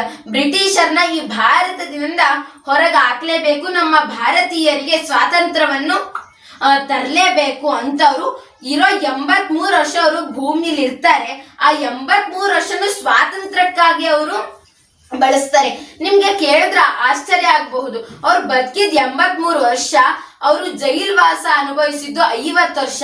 ಆ 83 ವರ್ಷದಲ್ಲಿ 50 ವರ್ಷ ಜೈಲಿಗೆ ಸ್ವಾತಂತ್ರ್ಯ ಹೋರಾಟಕ್ಕಾಗಿ ಅವರು ಜೈಲ್ವಾಸ, ತಮ್ಮ ಜೀವನವನ್ನು ಯೌವನವನ್ನು ತ್ಯಾಗ ಮಾಡಿ ಅವರು ಜೈಲ್ವಾಸ ತಗೋತಾರೆ. ಅವ್ರ ಮನಸ್ಸಲ್ಲಿ ಒಮ್ಮೆ ಬರಬಹುದಾಗಿತ್ತು, ನಾನು ಯಾಕೆ ಈ ಸ್ವಾತಂತ್ರ್ಯಕ್ಕಾಗಿ ನನ್ನ 50 ವರ್ಷನ ಜೈಲಲ್ಲಿ ಕಳಿಬೇಕು, ನಾನು ನನ್ನ ಹೆಂಡತಿ ಜೊತೆ ಸುಖವಾಗಿರ್ಬೋದು, ಮತ್ತೆ ನಾನು ಎಷ್ಟೋ ದುಡ್ಡನ್ನು ನಾನು ಸಾಹುಕಾರ ಆಗ್ಬೋದು, ಹೀಗೆ ಚಿಂತನೆ ಮಾಡಿದ್ರೆ ಇವತ್ತು ನಾವಿಷ್ಟು ಸುಖವಾಗಿ ಇರಲು ಸಾಧ್ಯನೇ ಆಗ್ತಿರ್ಲಿಲ್ಲ. ಹೀಗೆ ಎಲ್ಲಾ ದೇಶ ಭಕ್ತರಾಗಿರ್ಲಿ, ಸ್ವಾತಂತ್ರ್ಯ ಹೋರಾಟಗಾರರಾಗಿರ್ಲಿ, ತಮ್ಮ ಜೀವನವನ್ನು ಮುಡಿಪಾಗಿಟ್ಟು ಎಷ್ಟೇ ಕಷ್ಟ ಬಂದು ನಮ್ಮ ಮುಂದಿನ ಪೀಳಿಗೆಗಾಗಲಿ, ನಮ್ಮ ಸಹೋದರ ಸಹೋದರಿಯರಿಗಾಗ್ಲಿ ಸ್ವಾತಂತ್ರ್ಯ ಸಿಕ್ಕಿ ಅವರು ಹರ್ಷದಿಂದ ಇರ್ಬೇಕು ಅಂತ ಒಂದೇ ಒಂದು ಕಾರಣದಿಂದ ಅವ್ರು ಅಷ್ಟು ಕಷ್ಟನ ಅನುಭವಿಸ್ತಾರೆ. ಹೀಗೆ ಸಾವರ್ಕರ್ನ ಕಿಚ್ಚನ್ನು ನೋಡಿದ್ರೆ ಹೇಗೆ ಅಂತ ಅಂದ್ರೆ, ಪೊಲೀಸರಿಗೆಲ್ಲ ತುಂಬಾ ಭಯ ಆಗ್ತಿತ್ತು. ಹೇಗೆ ಅವನ್ನ ಹಿಡಿಯೋದು, ಒಂದ್ ಕಡೆ ಹಿಡಿಯಕ್ ಹೋದ್ರೆ ಸಿಗ್ತಾನೆ ಇರ್ಲಿಲ್ಲ. ಈಗ ಹೇಗೆ ಒಂದು ಜಿರ್ಲೆ ಅಂತ ಅನ್ಕೊಳ್ಳೋಣ, ಜಿರ್ಲೆನ ನಾವು ಹೇಗೆ ಹಿಡಿಯಕ್ ಹೋದ್ರೆ ಅದು ಓಡೋಗುತ್ತೆ, ಅಲ್ಲಿ ಹೋಗಿ ಹಿಡಿಯಕ್ ಹೋದ್ರೆ ಅಲ್ಲೂ ಓಡೋಗುತ್ತೆ. ಇಲಿನೂ ನಾವು ನೋಡ್ಬೋದು, ಒಂದು ರೂಮಲ್ಲಿ ಕಬೋರ್ಡಲ್ಲಿ ಸಿಗಾಕೊಂಡಿರುತ್ತೆ ಅಂತ ಹೇಳಿದ್ರೆ ಆ ಇಲಿನ ನಾವು ಹಿಡಿಯಕ್ ಪ್ರಯತ್ನ ಮಾಡ್ತೀವಿ, ಆದ್ರೆ ಇಲ್ಲಿ ಆ ಬಟ್ಟೆಯಿಂದ ಇನ್ನೊಂದು ಬಟ್ಟೆಗೆ ಹೋಗಿರುತ್ತೆ. ಹೀಗೆ ಸಾವರ್ಕರ್ ಅವರು ಸಹ ಒಂದು ಸ್ಥಳದಲ್ಲಿ ಅವ್ರು ಇದ್ದಾರೆ ಅಂತ ಗುರುತು ಸಿಗ್ತಿರುತ್ತೆ, ಅಲ್ಲಿ ಹೋಗಿ ಅವ್ರನ್ನ ಹಿಡಿದು ಜೈಲಿಗೆ ಹಾಕೋ ಅಷ್ಟರಲ್ಲಿ ಅವ್ರು ಇನ್ನೊಂದು ಸ್ಥಳಕ್ಕೆ ಹೋಗ್ಬಿಟ್ಟಿರ್ತಾರೆ. ಹೀಗೆ ಅವರು ಸಾಹಸದಿಂದ ಸ್ವಾತಂತ್ರ್ಯನ ಅಂದ್ರೆ ತರಕ್ಕೆ ತುಂಬಾ ಸಾಹಸ ಮಾಡ್ತಿರ್ತಾರೆ. ಅದಕ್ಕೆ ಚಕ್ರವರ್ತಿ ಸೂಲಿಬೆಲೆ ಅವರು 5ನೇ ಅಧ್ಯಾಯದಲ್ಲಿ ಬರೀತಾರೆ, ಸಾವರ್ಕರ್ ಅವರು ಪೊಲೀಸರಿಗೆ ಬರೀ ತಲೆನೋವಲ್ಲ, ಶಾಶ್ವತ ಮೈಗ್ರೇನ್ ಆಗಿದ್ರು ಅಂತ. ಅಂದ್ರೆ ಮೈಗ್ರೇನ್ ಅಂದ್ರೆ ಅದು ಯಾವಾಗ್ಲೂ ಬಿಡೋದಿಲ್ಲ, ಯಾವಾಗ್ಲೂ ನಮ್ಮ ಹತ್ರನೇ ಇರುತ್ತೆ ಅಂತ ಕಾಯಿಲೆ. ಯಾವಾಗ್ಲೂ ಸಾವರ್ಕರ್ ಅಂತ ಹೇಳಿದ್ರೆ ಸ್ವಲ್ಪ ಜನಕ್ಕೆ ತಲೆನೋವು ಬರ್ತಿತ್ತು, ಆದ್ರೆ ಸ್ವಲ್ಪ ಜನ ಪೊಲೀಸರಿಗೆ ಸಾವರ್ಕರ್ ಅಂತ ಹೇಳಿದ್ರೆ ಭಯ ಹುಟ್ಬಿಡ್ತಿತ್ತು. ಇವನೇನಪ್ಪ ಮೈಗ್ರೇನ್, ನನಗೆ ಇವನು ತೊಲಗಿದ್ರೆ ಸಾಕು, ಈ ತರ ಯೋಚನೆ ಮಾಡ್ತಿದ್ರು. ಅಷ್ಟು ಭಯನ ಸಾವರ್ಕರ್ ಅವರು ಈ ಪೊಲೀಸರ ಮಧ್ಯೆ ಹುಡ್ಸಿದ್ರು. ಹೀಗೆ ಅವ್ರು ತುಂಬಾ ಸತಿ ಹಿಡ್ಕೊಳಕ್ಕೆ ಪ್ರಯತ್ನ ಪಟ್ರು, ಸಿಗೋದಿಲ್ಲ. ಆದ್ರೆ ದುರಾದೃಷ್ಟ ವಶಾತ್ ಅಂತ ಹೇಳಿದ್ರೆ ಒಮ್ಮೆ ಸಿಕ್ಕೇ ಬಿಡ್ತಾರೆ.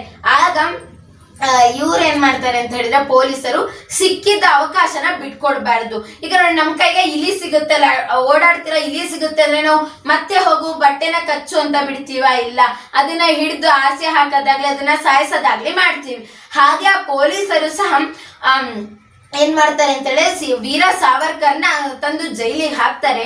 ಜೈಲಿಗೆ ಹಾಕಾದ್ಮೇಲೆ ತುಂಬಾ ವಿಚಾರಣೆ ನಡೆಯುತ್ತೆ, ನ್ಯಾಯಾಲಯದಲ್ಲಿ ವಿಚಾರಣೆ ನಡೆಯುತ್ತೆ. ಆಗ ನ್ಯಾಯಾಲಯದ ಅಧಿಕಾರಿಗಳಿರ್ತಾರಲ್ಲ, ಅವ್ರು ಒಂದು ತೀರ್ಮಾನಕ್ಕೆ ಬರ್ತಾರೆ. ಇವ್ರನ್ನ ನ್ಯಾಯಾಲಯ ಅಧಿಕಾರಿಗಳು ಬ್ರಿಟಿಷರೇ ಆಗಿದ್ರಿಂದ ಅವರು ಒಂದು ತೀರ್ಮಾನಕ್ಕೆ ಬಂದು, ಸಾವರ್ಕರ್ನ ಮಾಮೂಲಿ ಜೈಲಿಗೆ ಹಾಕಿದ್ರೆ ಉಪಯೋಗ ಇಲ್ಲ, ಅವ್ರು ಮತ್ತೆ ಇದೇ ಕೆಲಸ ಮಾಡ್ತಾರೆ, ಅವ್ರನ್ನ ಅಂಡಮಾನ್ ನಿಕೋಬಾರ್ ಜೈಲಿನಲ್ಲಿ ಹಾಕಿದ್ರೆ ತುಂಬಾ ನಮಗೆ ಸೌಲಭ್ಯ ಆಗುತ್ತೆ, ಯಾವುದೇ ತೊಂದರೆ ಹಿಂಗೆ ನಮಗೆ ಕಾಣಿಸ್ಕೊಳ್ಳೋದಿಲ್ಲ ಅಂತ ಹೇಳಿ ತೀರ್ಮಾನ ಮಾಡಿ ಅಂಡಮಾನ್ ನಿಕೋಬಾರ್ ಜೈಲಿಗೆ ಹಾಕೋದು ಅಂತ ತೀರ್ಮಾನ ಮಾಡ್ತಾರೆ. ಆಗ ಅಂಡಮಾನ್ ನಿಕೋಬಾರ್ ಜೈಲಿಗೆ ಹಾಕಕ್ಕೆ ಒಬ್ರೊಬ್ರನ್ನೇ ಅಂಡಮಾನ್ ನಿಕೋಬಾರ್ ಜೈಲಿಗೆ ಹಾಕಕ್ಕೆ ಕಷ್ಟ. ಒಂದು 15 ಜನ ಕೈದಿಗಳು ಅಲ್ಲಿ ಅಂಡಮಾನ್ ನಿಕೋಬಾರ್ ಜೈಲಿಗೆ ಹೋಗಕ್ಕೆ ನಿಗದಿ ಆಗಿರ್ತಾರೆ. ಅದ್ರಲ್ಲಿ ವೀರ ಸಾವರ್ಕರ್ ಅವರು ಒಬ್ರಾಗಿರ್ತಾರೆ. ಆದ್ರೂ ಅವ್ರ ಮನಸ್ಸನ್ನ ಕೆಳಗಿಳಿಸ್ಕೊಂಡು ಬೇಡ, ಅವ್ರು ಶರಣಾಗ್ಲಿಲ್ಲ ಬ್ರಿಟಿಷರ್ಗೆ, ನಾನು ಇನ್ಯಾವತ್ತೂ ಈ ತರ ಮಾಡೋದಿಲ್ಲ ಅಂತ ಎಂದೂ ಶರಣಾಗ್ಲಿಲ್ಲ. ಶರಣಾಗು ಅಂತ ಹೇಳಿದ್ರೆ ನಾನು ಇಲ್ಲ, ಈ ತರ ಸರ್ಕಾರಕ್ಕೆ ನಾನು ವಿರುದ್ಧಗೆ ನಿಲ್ತೀನಿ, ನಾನು ಸ್ವಾತಂತ್ರ್ಯ ನಾನು ತಂದೆ ಕೊಡ್ತೀನಿ ಅಂತ ಕಿಚ್ಚನ್ನ ಹಚ್ಚಿಸ್ಕೊಂಡ್ಬಿಟ್ಟಿದ್ರು. ನಂತರ ಅವರು ಒಂದು ಹಡಗು ಬರುತ್ತೆ, ದೊಡ್ಡ ಹಡಗು, ಅಲ್ಲಿ 20-25 ಜನ ಕೈದಿಗಳನ್ನ ಇಟ್ಕೋತಾರೆ. ಆ ಹಡಗು ಎಷ್ಟು ಗಲೀಜಾಗಿತ್ತು ಅಂತ ಹೇಳಿದ್ರೆ, ಒಂದು ಸ್ವಚ್ಛತೆಯಿಂದನೂ ಕೂಡಿರ್ಲಿಲ್ಲ, ವಾಸನೆ ಹಂಗೆ ದುರ್ವಾಸನೆ ಬರ್ತಾನೆ ಇತ್ತು. ಹೀಗೆ ಇಡೀ ರಾತ್ರಿ ಪ್ರಯಾಣ ಮಾಡ್ತಾರೆ ಅಂಡಮಾನ್ ನಿಕೋಬಾರ್ ಜೈಲಿಗೆ. ನಂತರ ಅಲ್ಲಿ ಅವರು ವೀರ ಸಾವರ್ಕರ್ ಹೇಗ್ ಕೂತಿರ್ತಾರೆ ಅಂತ ಅವ್ರಿಗೆ ಪ್ರಜ್ಞೆ ಇರೋದಿಲ್ಲ. ಹೊತ್ತಿಗೆ ಒಂದ್ಸತಿ ವಾಶ್ರೂಮ್ ಬರ್ತಾ ಇರತ್ತೆ. ಅಲ್ಲಿ ಮಾಡೋಕೆ ವಾಶ್ರೂಮ್ ಶೌಚಾಲಯದ ಸೌಲಭ್ಯ ಕೂಡ ಹಡಗಲ್ಲಿ ಇರೋದಿಲ್ಲ. ಅಷ್ಟು ಹದ್ಗೆಟ್ಟೋಗಿರುತ್ತೆ ಆ ಹಡಗು. ಆದ್ರೂ ಅವರು ತಡ್ಕೊಂಡು ಎಲ್ಲ ಕಷ್ಟಗಳನ್ನ ಅನುಭವಿಸ್ಕೊಂಡು ಮುಂದಿನ ದಿನದ ಬೆಳಗ್ಗೆ ಅವರು ಹೋಗ್ತಾರೆ ಅಂಡಮಾನ್ ನಿಕೋಬಾರ್ ಜೈಲಿಗೆ. ನಂತರ ಹೋದಾಗ ಅಲ್ಲಿ ಅವ್ರ ಕಣ್ಣಿಗೆ ಕಾಣಿಸೋದು, ಎಲ್ಲರೂ ಅಂಡಮಾನ್ ನಿಕೋಬಾರ್ ಜೈಲಿಗೆ ಬರ್ಬೇಕಾದ್ರೆ ಎಲ್ಲರಿಗೂ ಆರತಿ ಮಾಡ್ಕೊಂಡು ಕರ್ಕೊಂತ ಇರ್ತಾರೆ.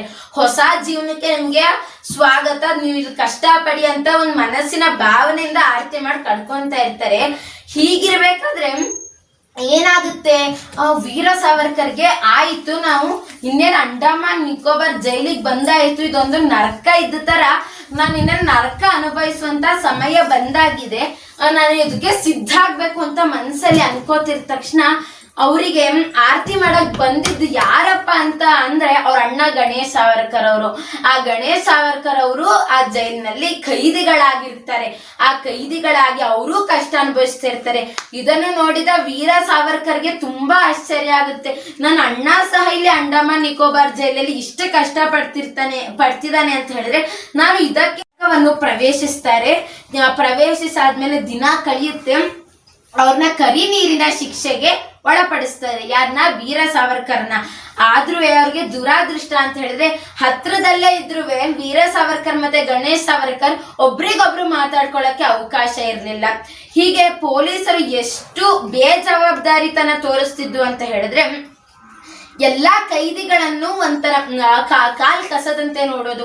ಬೆಳಗ್ಗಿಂದ ಸಂಜೆವರೆಗೂ ಎಣ್ಣೆ ಹೇಗೆ ಎತ್ತು ತನ್ನ ಹೆಗ್ಲ ಮೇಲೆ ಇಟ್ಕೊಂಡು ಗಾಣನ ತಿರುಗಿ ಎಣ್ಣೆ ಮಾಡಿತ್ತು, ಆ ಕೆಲ್ಸನ ವೀರ ಸಾವರ್ಕರ್ ಅವರು ಮಾಡ್ತಾ ಇದ್ರು. ಬೆಳಗ್ಗೆ 5 ಗಂಟೆಗೆ ಆರಂಭ ಆದ ಆ ಎಣ್ಣೆ ಮಾಡೋ ಕೆಲ್ಸ ಸಂಜೆ 9:30ವರೆಗೂ ನಡೀತಾ ಇತ್ತು. ನಮಗೆ ಒಂದು ಭಾರನ ಹೊರಕ್ಕೆ ಆಗೋದಿಲ್ಲ, ತುಂಬಾ ಕಷ್ಟ ಪಡ್ತೇವೆ. ಆದ್ರೆ ನಾನು ಇವತ್ತು ನಮ್ಮ ಅಪ್ಪ ಸಿಲಿಂಡರ್ ತಂದ್ರು, ಅದನ್ನ ಹೊರಕ್ಕೆ ನಾನು ಕಷ್ಟಪಟ್ಟೆ, ನಾನು ಮತ್ತೆ ಅಪ್ಪ ಇಬ್ರು ಸೇರ್ಕೊಂಡು ಹಿಂದಕ್ಕೆ ಇಟ್ವಿ. ಅದೇ ಅವರು ಅಷ್ಟು ಭಾರ ಆಗಿದ್ದಂತಹ ಗಾಣನ ತಮ್ಮ ಹೆಗ್ಲ ಮೇಲೆ ಇಟ್ಕೊಂಡು 5 ಗಂಟೆಯಿಂದ ರಾತ್ರಿ 9:30ವರೆಗೆ ಹೇಗ್ ಮಾಡ್ತಿದ್ರು ನನಗಂತೂ ತೋಚದು. ಹೇಗ್ ಮಾಡ್ತಿದ್ರು ಅಂತ ನನಗೆ ಒಂದು ತಲೆಗೆ ಹೊಳೆಯೋದು. ಅವ್ರಿಗೆ ಶಕ್ತಿ ಅಂದ್ರೆ ಇಲ್ದೆ ಹೋದ್ರುವೆ ಅವ್ರ ಮನ್ಸಲ್ಲಿ ಸ್ವಾತಂತ್ರ್ಯನ ಕಿಡಿಯ ಹಬ್ಬಿತ್ತು.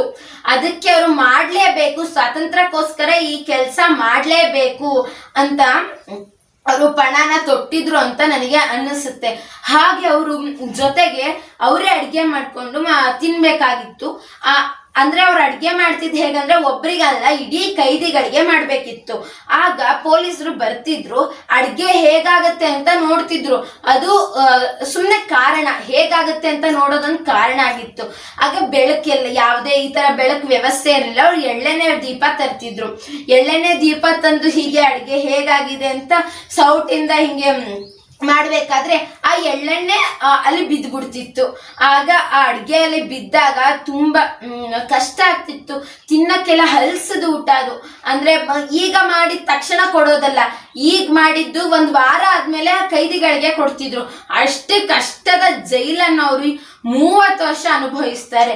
ಆ 30 ವರ್ಷ ಅವ್ರು ಹೇಗ್ ಅನುಭವಿಸಿದ್ರು, ಆ ಕಷ್ಟನ ಅವ್ರು ಹೇಗೆ ಸಹಿಸ್ಕೊಂಡ್ರು ಅಂತ ಮಾತ್ರ ಇದುವರೆಗೂ ನಮ್ಗೆ ತಿಳಿದಿಲ್ಲ. ನಾವೀಗ ತುಂಬಾ ಜನ ಅಂಡಮಾನ್ ನಿಕೋಬಾರ್ ಜೈಲ್ ನೋಡ್ಬೇಕು ಅಂತಾನೆ ಅಲ್ಲಿ ಪ್ರವಾಸಕ್ಕಂತ ಹೋಗ್ತಾರೆ. ಆದ್ರೆ ಅಂಡಮಾನ್ ನಿಕೋಬಾರ್ ಜೈಲಿನಲ್ಲಿ ಅನುಭವಿಸಿದ ಕೈದಿಗಳಿಗೆ ಕಷ್ಟ ಗೊತ್ತು. ಈಗ ಎಷ್ಟೋ ಜನ ಹೋಗಿ ತುಂಬಾ ಚೆನ್ನಾಗಿದೆ ಜೈಲು ಹೀಗೆಲ್ಲ ಹೇಳ್ತಾರೆ, ತುಂಬಾ ಚೆನ್ನಾಗಿದೆ ಪ್ಲೇಸು ಅಂತೆಲ್ಲ ಹೇಳ್ಬೇಕಾದ್ರೆ ಅದನ್ನ ಕಷ್ಟ ಅನುಭವಿಸಿದ ವೀರ ಸಾವರ್ಕರ್ ಮನಸ್ಸು ಎಷ್ಟು ಗಟ್ಟಿಯಾಗಿತ್ತು ಅಂತ ನಾವು ತಿಳ್ಕೊಬಹುದು. ಇದ್ರಿಂದ ವೀರ ಸಾವರ್ಕರ್ ನಮಗೆ ಏನ್ ಸಂದೇಶ ಕೊಡ್ತಿದ್ದಾರೆ ಅಂತ ಹೇಳಿದ್ರೆ, ಎಷ್ಟೇ ಕಷ್ಟ ಬರ್ಲಿ ಅದನ್ನ ನಾವು ಮನಸ್ಸನ್ನ ಕೆಳಗೆ ಹಾಕೊಳ್ದೇನೆ ಗಟ್ಟಿಯಾಗಿರ್ಬೇಕು ಅಂತ ಸಂದೇಶನ ಕೊಡ್ತಾ ಇದ್ದಾರೆ. ಹೇಗಪ್ಪ ಅಂತ ಹೇಳಿದ್ರೆ, ಒಂದು ನಾವು ಸ್ಪರ್ಧೆಯಲ್ಲಿ ಸೋಲ್ತೀವಿ. ಆ ಸ್ಪರ್ಧೆ ನಮ್ಗೆ ತುಂಬಾ ನಾನೇ ಅನ್ಕೊಳ್ಳೋಣ, ನಾನು ಭಾಷಣ ಸ್ಪರ್ಧೆಯಲ್ಲಿ ಸೋಲ್ತೀನಿ, ನನಗೆ ಭಾಷಣ ಮಾಡಕ್ಕೆ ತುಂಬಾ ಇಷ್ಟ, ಅಲ್ಲಿ ಸೋಲ್ತ್ ಬಿಡ್ತೀನಿ.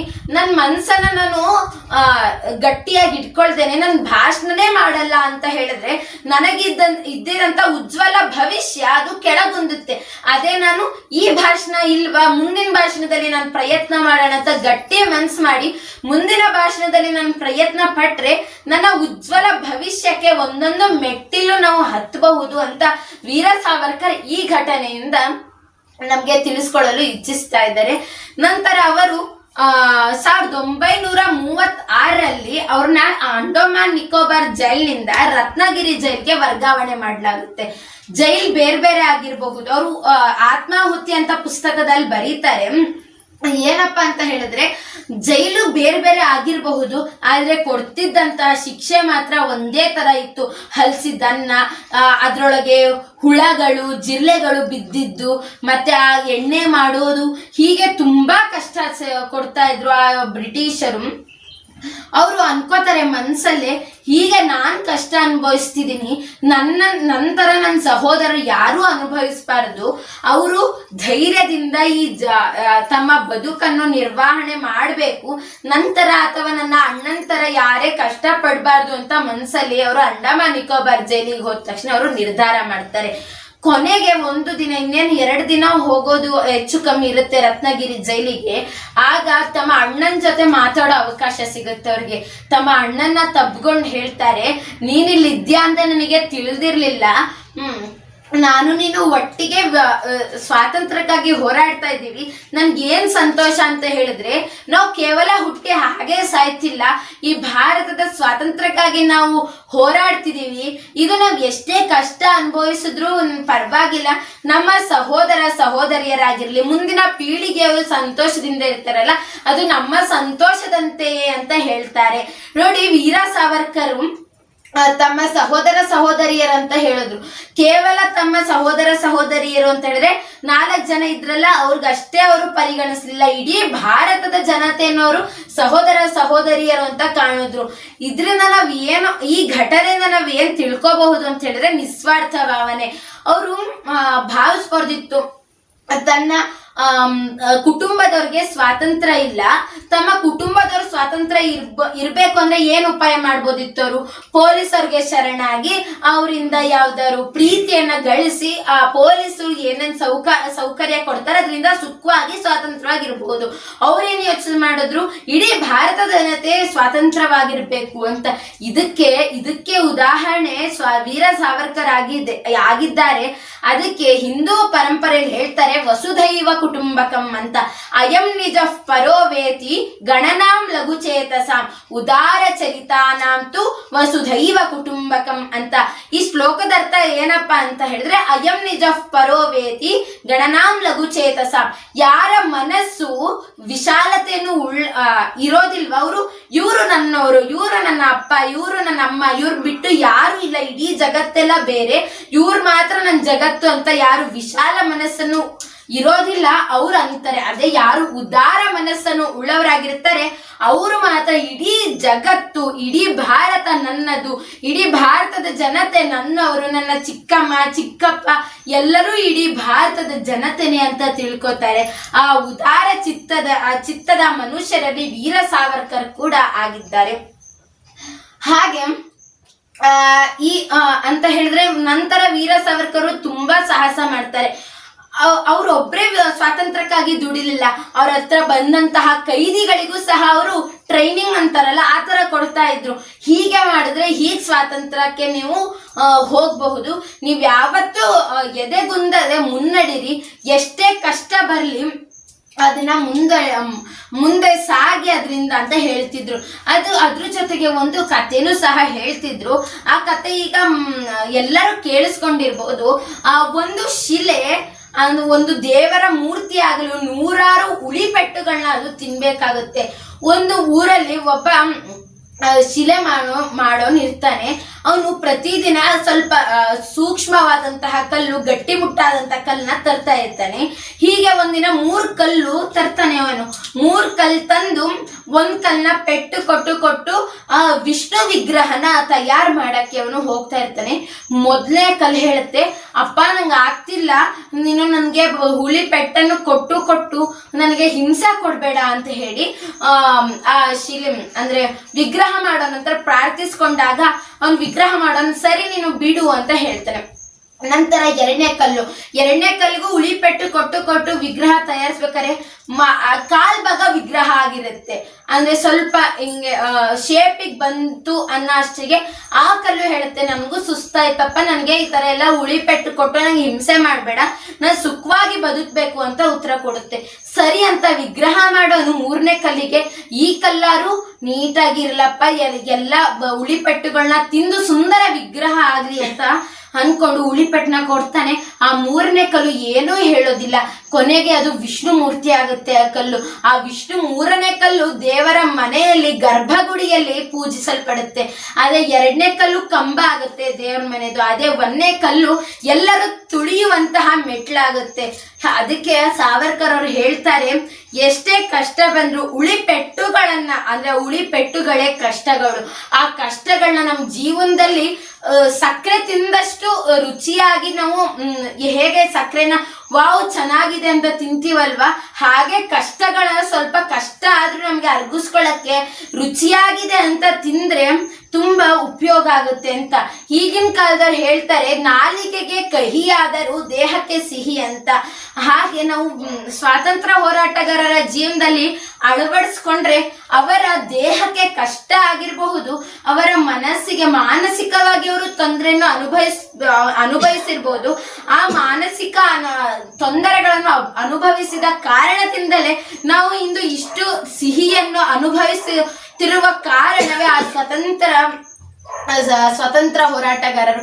ಈಗ ಎಷ್ಟೋ ಜನ ನಿನ್ನ ಆದರ್ಶ ವ್ಯಕ್ತಿ ಯಾರು ಅಪ್ಪ ಅಂತ ಕೇಳಿದ್ರೆ ನನ್ನ ಆದರ್ಶ ವ್ಯಕ್ತಿ ದರ್ಶನ್, ಸುದೀಪ್ ಅಂತ ಹೇಳ್ತಾರೆ. ಅವರಿಂದ ನಮ್ಗೆ ಸ್ವಾತಂತ್ರ್ಯ ಸಿಕ್ಕಿಲ್ಲ. ಅವರು ಮನೋರಂಜನೆಗಾಗಿ ಟಿವಿಯಲ್ಲೋ ಅಥವಾ ಯಾವ್ದೋ ಫಿಲಂ ಥಿಯೇಟ್ರಲ್ಲೋ ಬರ್ತಾರೆ. ಆದ್ರೆ ನಮ್ಮ ಇಷ್ಟು ಸಂತೋಷದ ಗಳಿಗೆಗಾಗಿ ಎಷ್ಟೋ ದಿನ ಎಷ್ಟೋ ವರ್ಷಗಳು ತಮ್ಮ ಸಂಸಾರವಾಗ್ಲಿ ತಮ್ಮ ಕುಟುಂಬದವರನ್ನು ಬದಿಗಿಟ್ಟು ಸ್ವಾತಂತ್ರ್ಯವನ್ನು ತಂದುಕೊಟ್ಟಂತಹ ಆ ಸ್ವಾತಂತ್ರ್ಯ ಹೋರಾಟಗಾರನ್ ಮಾತ್ರ ಒಮ್ಮೆನೂ ಚಿಂತಿಸೋದಿಲ್ಲ.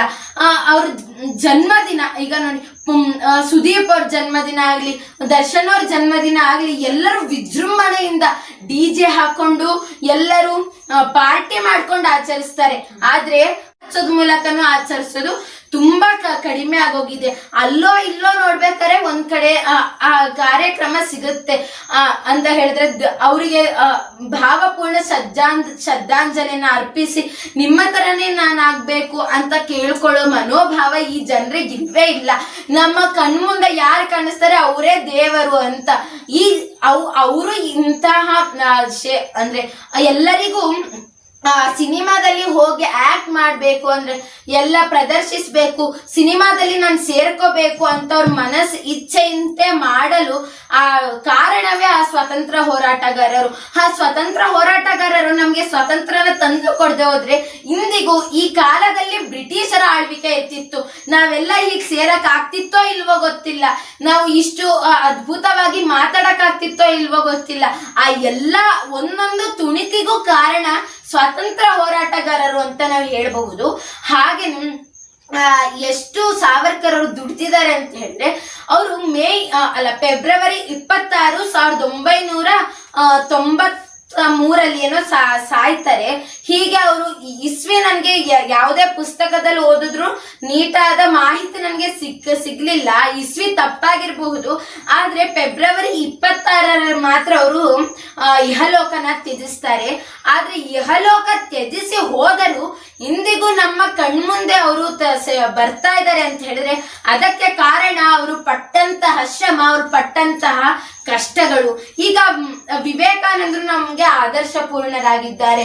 ಅವರು ಸುಮ್ಮನೆ ಹುಟ್ಟ ತಕ್ಷಣ ಆದರ್ಶ ವ್ಯಕ್ತಿಗಳಾಗಲಿಲ್ಲ. ಅವರು ಕಣ ಕ್ಷಣಕ್ಕೂ ಕಷ್ಟಗಳನ್ನ ಅನುಭವಿಸುತ್ತಾ ಅವರು ಭಾರತಕ್ಕೋಸ್ಕರ ದುಡಿದಿದ್ರಿಂದ ಇವತ್ತು ಒಂದು ಮೂಲೆಯಲ್ಲಾದ್ರೂ ಸ್ವಾಮಿ ವಿವೇಕಾನಂದರದ್ದು ಫೋಟೋ ಇಟ್ಟು ಅದಕ್ಕೆ ಪೂಜೆ ಮಾಡ್ತೀವಿ ನಾವು. ಅದೇ ಸ್ವಾಮಿ ವಿವೇಕಾನಂದರು ಹೇಳ್ತಾರೆ, ಅವರು ಸಂದೇಶಗಳನ್ನ ಕೊಡ್ತಾರಲ್ಲ, ಆ ಮೂಲಕ ಹೇಳ್ತಾರೆ, ನಾವು ಹುಟ್ಟಿದ್ದೀವಿ ಮಣ್ಣು ಕಲ್ ತರ ಆಗ್ಬಾರ್ದು, ನಾವು ಭೂಮಿಯಲ್ಲಿ ನಮ್ಮ ಹೆಜ್ಜೆ ಗುರುತು ಒಂದೇ ಹೆಜ್ಜೆ ಗುರುತಾರು ಇರ್ಬೇಕು ಅಂತ. ಆ ಹೆಜ್ಜೆ ಗುರುತಿಗೆ ಉದಾಹರಣೆಗೆ ಕನ್ನಡಿಯಾಗಿ ನಿಲ್ಬಲ್ರು ಸ್ವಾತಂತ್ರ್ಯ ಹೋರಾಟಗಾರರು. ಆ ಸ್ವಾತಂತ್ರ್ಯ ಹೋರಾಟಗಾರರಿಗೆ ನಾವು ಪ್ರತಿದಿನ ವಂದಿಸ್ಬೇಕು. ನಾವು ಪ್ರತಿದಿನ ಎದ್ದ ತಕ್ಷಣ ಹೋಗಿ ಸ್ವಲ್ಪ ಜನ ಮೊಬೈಲ್ ಇಟ್ಕೊಂಡು ರೀಲ್ಸ್ ನೋಡಕ್ಕೆ ಕೂತ್ ಬಿಡ್ತಾರೆ.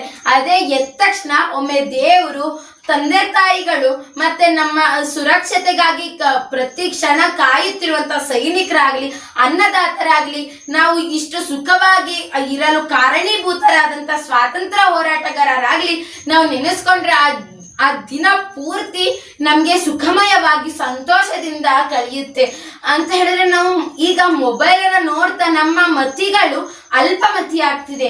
ನಾನು 10ನೇ ಕ್ಲಾಸಲ್ಲಿ ಇದ್ದಾಗ ಒಂದು ಪಾಠ ಬಂದಿತ್ತು. ಆ ಪಾಠದ ಪೀಠಿಗೆ ಹೀಗಿತ್ತು, ಮಾನವರು ಹುಟ್ಟುತ್ತಾ ವಿಶ್ವ ಮಾನವನಾಗಿರ್ತಾನೆ, ಬೆಳೆಯುತ್ತಾ ಅಲ್ಪ ಮಾನವನಾಗ್ತಾನೆ ಅಂತ. ಇದನ್ನ ನಾವು ಗಂಭೀರವಾಗಿ ಆಳವಾಗಿ ನೋಡಿದ್ರೆ ಪುಟ್ಟ ಮಗು ಹುಟ್ಟಿರುತ್ತೆ, ಅದಕ್ಕೆ ನನ್ನ ಅಪ್ಪ ಯಾರು ಅಮ್ಮ ಯಾರು ಅಂತ ಗೊತ್ತಿಲ್ಲ, ಇಡೀ ವಿಶ್ವವೇ ನನ್ನದ್ದು ಅಂತ ಥಿಂಕ್ ಮಾಡ್ತಾ ಇರುತ್ತೆ. ಹುಟ್ಟಿದ ತಕ್ಷಣ ತಂದೆ ತಾಯಿ ಇಡೀ ವಿಶ್ವ ನಿನ್ನದ್ದು ಅಂತ ಹೇಳ್ಕೊಡೋದಿಲ್ಲ, ಇವರು ನಿಮ್ಮಪ್ಪ ಇವರು ನಿಮ್ಮಮ್ಮ ಅಂತ ಹೇಳ್ತಾರೆ. ಆಗ ಆ ಪುಟ್ಟ ಮನಸ್ಸಿಗೆ ಗ್ರಹಿಕೆ ಶಕ್ತಿ ಹೆಚ್ಚಿರುತ್ತೆ. ತಕ್ಷಣ ಅದು ಅಲ್ಪ ಮಾನವನಾಗಿ ಬೆಳೀತಾ ಹೋಗ್ತಾನೆ. ನನ್ಗೆ ನನ್ನ ಗುರುಗಳು ಹೇಳ್ತಾ ಇದ್ರು, ಯಾವತ್ತುವೆ ಎಂದಿಗೂ ನಾವು ಹುಟ್ಟ ಮಗುಗೆ ಸ್ವಾರ್ಥ ಬದುಕನ್ನು ಕಲಿಸ್ಬಾರ್ದು. ನಾವು ಏನನ್ನ ಕಲಿಸ್ತೀವೋ ಅದೇ ತರ ಆ ಮಗು ಬೆಳೆಯುತ್ತೆ. ಎಲ್ಲರೂ ತಮ್ಮಂತೆ ಅಂತ ಹೇಳ್ಕೊಡ್ಬೇಕು ಅಂತ ನನ್ನ ಗುರುಗಳು ಹೇಳ್ತಿದ್ರು. ಹಾಗೆ ಆ ವಾಕ್ಯ ಅಂದ್ರೆ, ಹುಟ್ಟುತ್ತಾ ಮಾನವ ವಿಶ್ವ ಮಾನವ, ಬೆಳೆಯುತ್ತಾ ಅಲ್ಪ ಮಾನವ.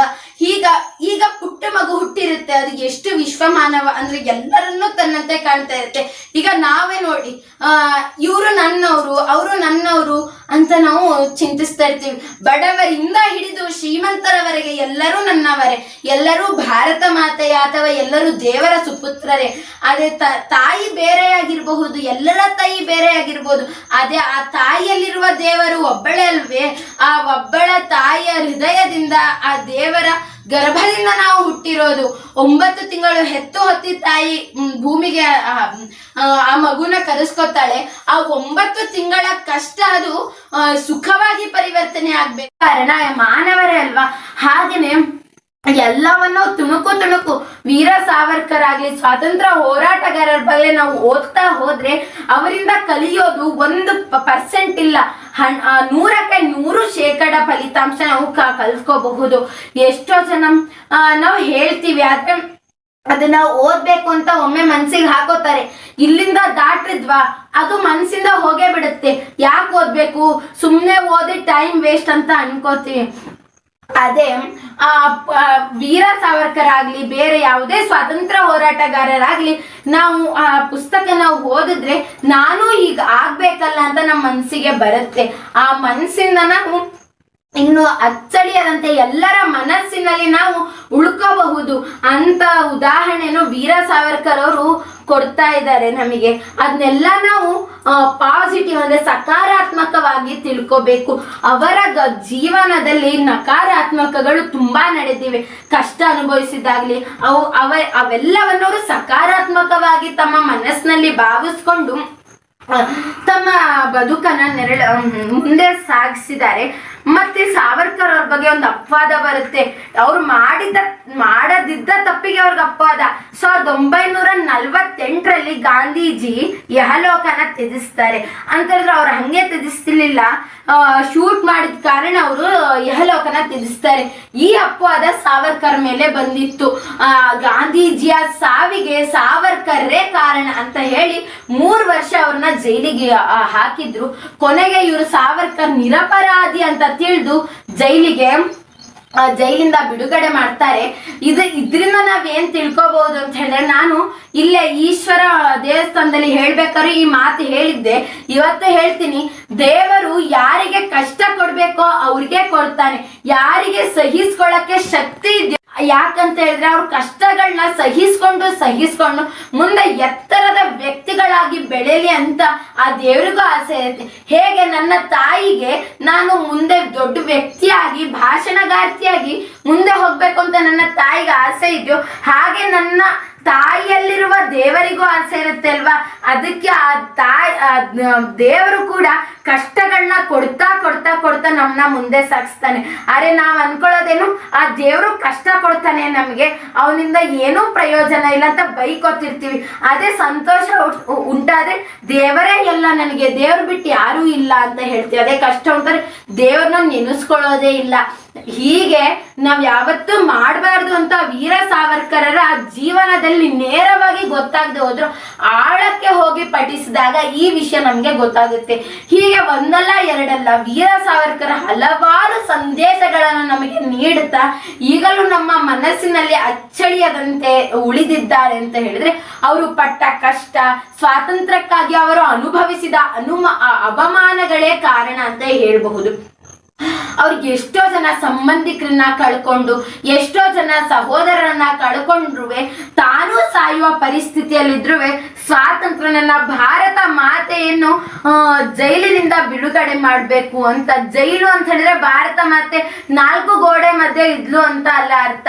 ಅದರ ಒಳಾರ್ಥ ಏನಪ್ಪಾ ಅಂತ ಹೇಳಿದ್ರೆ, ಭಾರತ ಮಾತೆ ಜೈಲಲ್ಲಿ ಇದ್ಲು ಅಂತ ಹೇಳಿದ್ರೆ ಭಾರತ ಮಾತೆಯ ಮಕ್ಕಳು ಭಾರತೀಯರು ಜೈಲಿನ ಕಷ್ಟ ಅನುಭವಿಸ್ತಿದ್ರು. ಜೈಲಲ್ಲಿ ಹೇಗೆ ಶಿಕ್ಷೆ ಕೊಡ್ತಾರಲ್ಲ, ಕಷ್ಟ ಕೊಡ್ತಾರಲ್ಲ, ಆ ತರ ಕಷ್ಟ ಅವರು ಮನೆಯಲ್ಲೇ ಇಟ್ಕೊಂಡು ಅನುಭವಿಸ್ತಿದ್ರು. ಒಂದು ಪಾದನ ಮನೆಯಿಂದ ಆಚೆ ಹಾಕ್ಬೇಕಾದ್ರೂ ಜನರು 3 ಬಾರಿ ಯೋಚಿಸ್ತಿದ್ರು. ಯಾಕಪ್ಪ ಅಂತ ಹೇಳಿದ್ರೆ ಎಲ್ಲಿ ನನ್ನನ್ನು ಬ್ರಿಟಿಷರು ಸಾಯಿಸ್ಬಿಡ್ತಾರೋ ಅಂತ ಭಯ. ಅಷ್ಟು ಭಯವನ್ನು ಹುಟ್ಟಿಸಿದ್ರು ಬ್ರಿಟಿಷರು. ಆ ಭಯವನ್ನೆಲ್ಲ ಮುಂದಕ್ಕೆ ಸಾವರ್ಕರ್ ಅವರಾಗ್ಲಿ, ಸುಭಾಷ್ ಚಂದ್ರ ಬೋಸ್ ಆಗ್ಲಿ ಮುಂದಕ್ಕಿದ್ದಕ್ಕೆ ಅವ್ರಿಗೆ ಸೈ ಅಂತ ಹೇಳಲೇಬೇಕು. ಅವ್ರನ್ನ ನಾವು ಮನ್ಸಾರೆ ಪ್ರೀತಿಸಿ ಅವರೇ ಆದರ್ಶ ವ್ಯಕ್ತಿಗಳಾಗಲೇಬೇಕೇ ಹೊರತು ಯಾವುದೇ ಚಲನಚಿತ್ರದ ನಟ ನಟಿಯರಾಗ್ಲಿ ನಮ್ಗೆ ಆದರ್ಶ ಪೂರ್ಣರಾಗೋದಿಲ್ಲ. ಹಾಗೆ ಸ್ವಾತಂತ್ರ್ಯ ವೀರ ಸಾವರ್ಕರ್ ತಮ್ಮ ತಂದೆ ತಾಯಿಯನ್ನ ಅಷ್ಟೇ ಪ್ರೀತಿಸ್ತಿದ್ರು. ಏನೇ ಆಗ್ಲಿ ನಿಂಗೆ ಯಾರಿಷ್ಟ ಅಂತ ಹೇಳಿದ್ರೆ ತಂದೆ ತಾಯಿ ಅಂತ ಹೇಳ್ತಿದ್ರು. ಈಗಿನ ಮಕ್ಳು ಕೇಳಿದ್ರೆ ನಿಂಗೆ ಯಾರಿಷ್ಟ ಅಂತ ಹೇಳಿದ್ರೆ ನನಗೆ ದರ್ಶನ್ ಇಷ್ಟ, ಸುದೀಪ್ ಇಷ್ಟ ಅಂತ ಹೇಳ್ತಾರೆ. ಅದೇ ಅವರು ಹೇಳ್ಬಹುದು, 9 ತಿಂಗಳು ಹೊತ್ತ ತಾಯಿ ತಂದೆ ನನಗೆ ಆದರ್ಶ, ನನಗೆ ಇಷ್ಟ ಅಂತ ಹೇಳಿದ್ರೆ ಅವರು ಹೆತ್ತ ತಂದೆ ತಾಯಿಗೂ ಖುಷಿ ಆಗುತ್ತೆ. ತಂದೆ ತಾಯಿರ ಮುಂದೆನೆ ಹೇಳ್ತಾರೆ ನನ್ಗೆ ಅವ್ರಿಷ್ಟ ಇವ್ರಿಷ್ಟ ಅಂತ. ಇನ್ಮೇಲಾದ್ರು ನಾವು ತಿಳ್ಕೊಬೇಕೆ ಏನಪ್ಪಾ ಅಂತ ಹೇಳಿದ್ರೆ, ನಾವು ತುಂಬಾ ಸಾಧನೆ ಮಾಡಕ್ಕಿದೆ. ಯಾರೇ ನಮ್ಮ ಕಷ್ಟದಲ್ಲಿ ಸುದೀಪ್ ಆಗ್ಲಿ ದರ್ಶನ್ ಆಗ್ಲಿ ಎಂದೂ ಬರೋದಿಲ್ಲ, ನಮಗೂ ಅಂತಾನೆ ಗೊತ್ತಿರೋದಿಲ್ಲ. ನಮ್ಮ ಕಷ್ಟಕ್ಕೆ ಯಾವಾಗ್ಲೂ ಕೈಯಾಗಿ ನಮ್ಮ ಬೆನ್ನಾಗಿ ನಿಂತಿರುವಂತಹ ತಂದೆ ತಾಯಿರನ್ನ ಪ್ರಥಮವಾಗಿ ಪ್ರೀತಿಸ್ಬೇಕು. ನಂತರ ದೇವರಿಗಿಂತ ತಂದೆ ತಾಯಿಗಳ ಮೇಲೂ ದೇವರು ನನ್ನ ಗುರುಕುಲದಲ್ಲಿ ಬೇರೆಯವ್ರಿಗೆ ಅಂದ್ರೆ ಪೋಷಕರಿಗೆ ಸ್ವಾಗತ ಮಾಡ್ಬೇಕಾದ್ರೆ ಒಂದು ತಾಟನ್ನ ಹೇಳ್ತೀವಿ. ದೇವರು ಮತ್ತೆ ತಂದೆ ತಾಯಿಯ ದೇವರಿಗಿಂತ ತಂದೆ ತಾಯಿಗಳು ಮೇಲು. ಯಾಕಂತ ಹೇಳಿದ್ರೆ ದೇವರು ಕಷ್ಟ ಸುಖ ಎರಡನ್ನೂ ಕೊಡ್ತಾನೆ, ಆದ್ರೆ ತಂದೆ ತಾಯಿಗಳು ಕೇವಲ ಸುಖವನ್ನು ಮಾತ್ರ ಕೊಡ್ತಾರೆ. ಆ ಸುಖವನ್ನು ಕೊಡುವ ತಂದೆ ತಾಯಿಯನ್ನ ಪ್ರಥಮವಾಗಿ ಪ್ರೀತಿಸಿ ನಂತರ ಸ್ವಾತಂತ್ರ್ಯ ಹೋರಾಟಗಾರರನ್ನಾಗ್ಲಿ ದೇವರನ್ನಾಗ್ಲಿ ಪ್ರತಿದಿನ ನೆನೀತಾ ಇದ್ರೆ ನಮ್ಮ ಜನ್ಮ ಸಾರ್ಥಕ ಆಗತ್ತೆ. ಹಾಗೆ ಹಲವಾರು ಪುಸ್ತಕಗಳನ್ನ ಓದ್ಬೇಕು. ಆ ಓದೋದ್ರಿಂದ ನಮ್ಗೆ ಹೀಗಾಗ್ಬೇಕು ಅಂತ ಅನ್ಸುತ್ತೆ. ಒಬ್ರೊಬ್ರಿಗೆ ಇರುತ್ತೆ ಆ ಪುಸ್ತಕನ ಹೇಗೆ ನೆನ್ಪಿಡ್ಕೋಬಹುದು, ಆ ಪುಸ್ತಕನ ನಾನು ಓದ್ತೀನಿ, ಆ ಓದಾದ್ಮೇಲೆ ಆ ಗುಣಗಳು ಅಳವಡಿಸ್ಕೋಬೇಕು ಆದ್ರೆ ನನಗೆ ಮನ್ಸಲ್ಲಿ ನೆನಪೇ ಇರೋದಿಲ್ಲ ಅಂತ ಇರುತ್ತೆ. ಅವರಿಗೆ ಚಿಕ್ಕ ಉಪಾಯ ಏನಪ್ಪಾ ಅಂತ ಹೇಳಿದ್ರೆ, ನೀವು ಒಂದು ಪುಟನ ಹೋಗ್ತೀರಾ, ಆ ಪುಟದಲ್ಲಿ 5 ಅಂಶ ಇದೆ ಅನ್ಕೊಳ್ಳಿ. ಆ 5 ಅಂಶನ ತಮ್ಮ ಹತ್ತಿರ ಇರೋ ತಂದೆ ತಾಯಿಗಳಾಗ್ಲಿ ಅಥವಾ ತಮ್ಮ ಬೆಸ್ಟ್ ಫ್ರೆಂಡ್ಸ್ ಅಂತ ಇರ್ತಾರಲ್ಲ ಅವರಿಗಾದ್ರೂ ಹಂಚ್ಕೊಂಡ್ರೆ ನಮ್ಮ ಮನಸ್ಸಿನಲ್ಲಿ ಅಚ್ಚಳಿಯಂತೆ ಉಳಿಯುತ್ತೆ. ಇದಕ್ಕೆ ಸಂಸ್ಕೃತದಲ್ಲಿ ಶ್ಲೋಕ ಹೇಳ್ತಾರೆ, ನ ಚೋರ ಹಾರ್ಯಂ ನ ಚ ರಾಜ ಹಾರ್ಯಂ ನ ಭ್ರಾತೃ ಭಾಜ್ಯಂ ನ ಚ ಭಾರಕಾರಿ ವ್ಯಯೇ ಕೃತೆ ವರ್ಧತ ಏವ ನಿತ್ಯಂ ವಿದ್ಯಾಧನಂ ಸರ್ವಧನ ಪ್ರದಾನಂ ಅಂತ. ಇದನ್ನು ನಾನು 24ನೇ ಮಾಸದ ನೆನಪು ಕಾರ್ಯಕ್ರಮದಲ್ಲೂ ಈ ಶ್ಲೋಕ ಹೇಳಿದ್ದೆ. ಈ ಶ್ಲೋಕನ ಎಷ್ಟೇ ಬಾರಿ ನಾನು ಹೇಳಿದ್ರು ಅಳವಡಿಸ್ಕೊಳ್ಳೋದು ಮಾತ್ರ ತುಂಬಾ ಇದೆ ಅಂತ ಹೇಳಿದ್ರೆ, ನಚೋರಹಾರ್ಯಂ ನಚರಾಜಹಾರ್ಯಂ, ಯಾವುದೇ ಕಳ್ಳನಿಂದ ಚಿನ್ನಾಭರಣ ನಮ್ಮ ಬುದ್ಧಿಯಲ್ಲಿರುವ ವಿದ್ಯೆಯನ್ನು ಎಂದಿಗಾರು ಅಪಹರಿಸ್ಕೊಂಡು ಹೋಗಕ್ ಸಾಧ್ಯನಾ?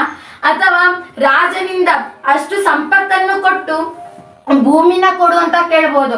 ಅದೇ ಆ ರಾಜನಿಂದ ಆ ಸಂಪತ್ತನ್ನು ಕೊಟ್ಟು ವಿದ್ಯೆಯನ್ನ ಪರ್ಚೇಸ್ ಮಾಡಕ್ಕಾಗತ್ತಾ? ಅದೇ ಅಣ್ಣ ತಮ್ಮಂದ್ರು ಈಗ ತನ್ನ ತಂದೆಯ ನಂತರ 3 ಜನ ಮಕ್ಕಳಿರ್ತಾರೆ ಅನ್ಕೊಳ್ಳಿ. ಆ 3 ಜನ ಮಕ್ಕಳಿಗೂ ತೋಟನ ಸಮವಾಗಿ ಹಂಚ್ಬೇಕು. ಆ ಸಮವಾಗಿ ಹಂಚ್ಬೇಕಾದ್ರೆ ಹಲವು ಕಷ್ಟಗಳನ್ನ ಪಡಿಬೇಕಾಗತ್ತೆ. ಅದೇ ವಿದ್ಯೆನ ಯಾವತ್ತಾದ್ರೂ ಭಾಗ ಮಾಡಕ್ಕಾಗತ್ತಾ? ಭಾಗ ಮಾಡಿ ಅಣ್ಣ ತಮ್ಮಂದ್ರಾಗ್ಲಿ ಅಕ್ಕ ತಂಗಂದ್ರಾಗ್ಲಿ ಹಂಚ್ಕೊಳಕ್ಕಾಗತ್ತಾ? ಇಲ್ಲ. ಹಾಗೆಯೇ ನಾವ್ ಎಷ್ಟೇ ವಿದ್ಯೆನ ವ್ಯಯ ಮಾಡ್ತೀವೋ ಹಾಗೇನೆ ಅದು ನಮ್ಗೆ ಉಪಯೋಗಕ್ಕೆ ಬರುತ್ತೆ. ಹಣನ ನಾವು ವ್ಯಯ ಮಾಡಿದ್ರೆ ಅದು ಕಳ್ಕೊಳ್ತಾ ಹೋಗುತ್ತೆ. ಈಗ 1,000 ರೂಪಾಯಿ ನಾವು ವ್ಯಯ ಮಾಡಿದ್ವಿ, ಆ 1,000 ರೂಪಾಯಿನ ನಾವು ಇನ್ನೊಮ್ಮೆ ಯಾವಾಗಾದ್ರೂ ಪಡ್ಕೋಬೇಕಾಗುತ್ತೆ. ಅದೇ ವಿದ್ಯೆನ ನಾವು ಬೇರೆಯವರಿಗೆ ಹೇಳ್ತಾ ಹೋದ್ರೆ ನಮ್ಮ ತಲೆ ಅಂದ್ರೆ ಮೆದುಳಲ್ಲಿ ಅಂದ್ರೆ ಬುದ್ಧಿಯಲ್ಲಿ ಇನ್ನೂ ಹೆಚ್ಚುತ್ತಾ ಹೋಗುತ್ತೆ ಅಂತ ಸುಭಾಷಿತಕಾರನು ಹೇಳ್ತಾನೆ. ಹಾಗೆ ನಾವು ಕಲಿತಂತಹ ವಿದ್ಯೆ, ಆ ವಿದ್ಯೆ ಅಂತ ಹೇಳಿದ್ರೆ ಓದಿದಂತಹ ಜ್ಞಾನವೂ ಸಹ ಬರುತ್ತಲ್ಲಿ. ಅದನ್ನ ನಮ್ಮ ಪಕ್ಕದಲ್ಲಿರುವ ಸುತ್ತಮುತ್ತಲಿನಲ್ಲಿರುವವರಿಗೆ ಹೇಳ್ತಾ ಹೋದ್ರೆ 2 ಉಪಯೋಗ ಬರುತ್ತೆ. ಒಂದು ನಮ್ಮ ತಲೆಯಲ್ಲಿ ಅಚ್ಚಳಿಯದಂತೆ ಕುತ್ಕೊಳ್ಳುತ್ತೆ, ಇನ್ನೊಂದು ಅವರ ಸಮಯ ವ್ಯರ್ಥವನ್ನು ಕಡಿಮೆ ಮಾಡಬಹುದು. ಅಂದ್ರೆ ನಾವು ಹೇಳೋದ್ರಿಂದ ಅವರು ಮತ್ತೆ ಅದೇ ಪುಸ್ತಕ ಓದ್ಬೇಕಂತ ಇಲ್ಲ, ಬೇರೆ ಪುಸ್ತಕ. ನಾನೀಗ ವೀರ ಸಾವರ್ಕರ್ ಬಗ್ಗೆ ನನ್ನ ತಾಯಿಗೆ ಹೇಳ್ದೆ ಅಂತ ಹೇಳಿದ್ರೆ ಅವರು ಮತ್ತೆ ವೀರ ಸಾವರ್ಕರ್ ಪುಸ್ತಕನೇ ಓದ್ಬೇಕಂತ ಇಲ್ಲ, ಅವರು ಸುಭಾಷ್ ಚಂದ್ರ ಬೋಸ್ ಪುಸ್ತಕ ಓದ್ಬೋದು. ನಾವು ಒಂದು ಪುಸ್ತಕನ ವಿವರಣೆಯನ್ನು ಕೊಡ್ತಾ ಹೋದ್ರೆ ಅವ್ರು ಇನ್ನೊಂದು ಪುಸ್ತಕದ ಮಾಹಿತಿಯನ್ನು ತಿಳ್ಕೊಳಕ್ಕೆ ಸಾಧ್ಯ ಆಗುತ್ತೆ ಅಂತ ನಾನು ಹೇಳಕ್ ಇಚ್ಛಿಸ್ತೀನಿ. ನಾನು ಹೇಳದಂತ ಹೇಳಿದ್ರೆ, ಸಮಯ ವ್ಯರ್ಥವನ್ನು ಮಾಡದೆ ಆದಷ್ಟು ನಾವು ಪುಸ್ತಕದ ಜ್ಞಾನವನ್ನು ತಿಳ್ಕೊಳ್ತಾ ಹೋಗ್ಬೇಕು. ಮತ್ತೆ ಲೇಖನಗಳ ಮೂಲಕ ಸಂಗ್ರಹಿಸ್ತಾ ಹೋಗ್ಬೇಕು. ನಾವು ಎಂದು ನಾವು ಬರೆದಂತಹ ಅಂದ್ರೆ ನಾವು ಓದಿದಂತಹ ಜ್ಞಾನವನ್ನು ಒಂದು ಹೇಳುವುದ ಮೂಲಕ ವ್ಯಕ್ತಪಡಿಸಬೇಕು ಅಥವಾ ಒಂದು ಬರೆದು ಸಂಗ್ರಹಿಸಿಡುವ ಮೂಲಕ ವ್ಯಕ್ತಪಡಿಸಬೇಕು. ನಾನು ಮೊನ್ನೆ XL PU ಕಾಲೇಜ್ ಅಂತ ಮಂಗಳೂರು ಗುರುವಾಯನ್ ಕೆರೆಗೆ ಹೋಗಿದ್ದೆ. ಅಲ್ಲಿ ನಾನು ಗುರುಗಳ ಮನೆಗೆ ಹೋಗ್ತಿದ್ದೆ, ಅಂದ್ರೆ ರಾತ್ರಿ ಧರ್ಮಸ್ಥಳದಲ್ಲಿ ಉಳ್ಕೊಳ್ಳಕ್ಕೆ ಆಗ್ಲಿಲ್ಲ ಅಂತ ನಾನು ಗುರುಗಳ ಮನೆಗೆ ಹೋಗ್ತಿದ್ದೆ. ಆಗ ಅವರು ಕಾರಲ್ಲಿ ಕುತ್ಕೊಂಡಾಗ ಹೇಳಿದ್ದೇನಪ್ಪ ಅಂತ ಹೇಳಿದ್ರೆ, ನೀನು ಲೇಖನಗಳನ್ನ ಬರೀ, ಎಷ್ಟೇ ನಿನಗೆ ಮರ್ತು ಹೋದ್ರು ಲೇಖನಗಳು ಮಾತ್ರ ಶಾಶ್ವತ ಅಂತ. ಹಾಗೆ ಲೇಖನಗಳನ್ನ ನಾವು ಸಂಗ್ರಹಿಸ್ತಾ ಹೋಗ್ಬೇಕು. ಮತ್ತೆ ನಮ್ಮ ಜ್ಞಾನವನ್ನು ಅರ್ಜನೆ ಮಾಡ್ಕೊಳ್ತಾ ಹೋದ್ರೆ ನಾವು ಬೇರೆಯವರಿಗೆ ಮಾದರಿ ಆಗ್ತೀವಿ. ನುಡಿದಂತೆ ನಡೆಯಬೇಕು. ನಾನು ಹೇಳಿದ್ದೆಲ್ಲ ನಾನು ಅಳವಡಿಸ್ಕೊಂಡಿದ್ದೇನೆ ಅಂತಲ್ಲ, ಅಳವಡಿಸಿಕೊಳ್ಳುವತ್ತ ನಾನು ಪ್ರಯತ್ನ ಮಾಡ್ತಾ ಇದ್ದೇನೆ. ಅದು ಒಂದೇ ದಿನದಲ್ಲಿ ಆಗುವ ಕೆಲಸವಲ್ಲ, 1 ವರ್ಷ ಹಿಡಿಬಹುದು. ಆ ಪ್ರಯತ್ನ ಮಾತ್ರ ಪಡ್ತಾನೆ ಇದ್ರೆ ಮಾತ್ರ ಅದು ನಾವು ಸಾಧನೆಯತ್ತ, ನಮ್ಮ ಗುರಿಯತ್ತ ತಲುಪಲು ಮಾತ್ರ ಸಾಧ್ಯ. ಈಗ ನಾನು ಮನ್ಸಲ್ಲ ಅನ್ಕೊಂಡಿದ್ದೀನಿ, ಭಗವದ್ಗೀತೆ 700 ಶ್ಲೋಕಗಳನ್ನು ನಾನು ಕಂಠಸ್ಥಿ ಮಾಡಬೇಕು ಅಂತ. 1 ಅಧ್ಯಾಯ ಸುಲಭವಾಗಿರ್ಬೋದು, ಇನ್ನೊಂದು ಅಧ್ಯಾಯ ಕಷ್ಟನೂ ಇರಬಹುದು. ನಾನೀಗ 1ನೇ ಅಧ್ಯಾಯದಲ್ಲಿ 42 ಶ್ಲೋಕ ಇದೆ, ಅದು ತುಂಬಾ ಸುಲಭ ಆಗಿದೆ, ಯಾವುದೇ ಕಷ್ಟ ಇಲ್ಲದೆ ಉಚ್ಚಾರ ಮಾಡ್ಬೋದು, ಕಲ್ತ್ಬಿಡ್ತೀನಿ. ಅದೇ 2ನೇ ಅಧ್ಯಾಯದಲ್ಲಿ 72 ಶ್ಲೋಕ ಇದೆ, ಎಲ್ಲವೂ ಕಷ್ಟ. ಹಂಗ ನಂಗೆ ಭಗವದ್ಗೀತೆ ಕಲಿಯೋದೇ ಬೇಡ ಅಂತ ನಾನು ಹೇಳಿದ್ರೆ ಸಾಧನೆ ಮಾಡಕ್ಕೆ ಅದು ತುಂಬಾ ಕಷ್ಟ. ಎಷ್ಟೇ ಕಷ್ಟ ಇರ್ಲಿ ಅದನ್ನ ಎದುರಿಸ್ಕೊಳ್ತಾ ಮುಂದೆ ಸಾಗುವವನೇ ಶ್ರೇಷ್ಠ ಮಹಾನ್ ವ್ಯಕ್ತಿಗಳಾಗುತ್ತಾರೆ ಅಂತ ಸಾವರ್ಕರ್ ಅವರು ಪುಸ್ತಕ ಓದೋದ್ರಿಂದ ನಾವು ತಿಳ್ಕೋಬಹುದು. ಈಗ ನಾವು ಪುಸ್ತಕಗಳ ಓದಿ ಜ್ಞಾನಾರ್ಜನೆಯನ್ನು ಮಾಡಿಕೊಳ್ತಾ ನಮ್ಮ ಜೀವನದಲ್ಲಿ ಎತ್ತರಕ್ಕೆ ಸಾಗಿ ನಮ್ಮ ಭಾರತವನ್ನು ವಿಶ್ವಗುರುವಿನ ಸ್ಥಾನಕ್ಕೆ ಕರೆದೊಯ್ಯೋಣ ಅಂತ ಹೇಳ್ತೀನಿ. ಮತ್ತೆ 2014 ನಂತರ ನಮಗೆ ವೀರ ಸಾವರ್ಕರ್ ಅಂತ ಇದ್ರು ಅಂತ ಗೊತ್ತಾಯ್ತು. ಇದಕ್ಕೆ ಕಾರಣ ಎಷ್ಟೋ ಜನ ಮಹಾನ್ ವ್ಯಕ್ತಿಗಳೇ ಆಗಿದ್ದಾರೆ. ನಾನು ಅವರ ಹೆಸರನ್ನ ಉಲ್ಲೇಖ ಮಾಡಿದ್ರೆ ನಾನು ರಾಜಕೀಯ ವರ್ಗದಲ್ಲಿ ಹೋದಂಗಾಗುತ್ತೆ. ಅದಕ್ಕೆ ನಾನು ಯಾರ್ದು ಹೆಸರನ್ನ ಯಾವುದೇ ಪಕ್ಷವನ್ನ ನಾನು ಉಲ್ಲೇಖ ಮಾಡೋದಿಲ್ಲ. ನಿಮಗೆ ಅರ್ಥ ಆಯ್ತು ಅಂತ ನಾನು ತಿಳ್ಕೊತೀನಿ. ಯಾಕಂತ ಹೇಳಿದ್ರೆ ಒಂದು ಭಾಷಣದಲ್ಲಿ ರಾಜಕೀಯವಾಗಿ ಹೋಗೋದು ಅಷ್ಟು ಸೂಕ್ತವಲ್ಲ ಅಂತ ನನಗೆ ತಿಳಿದು ಬಂದಿದೆ.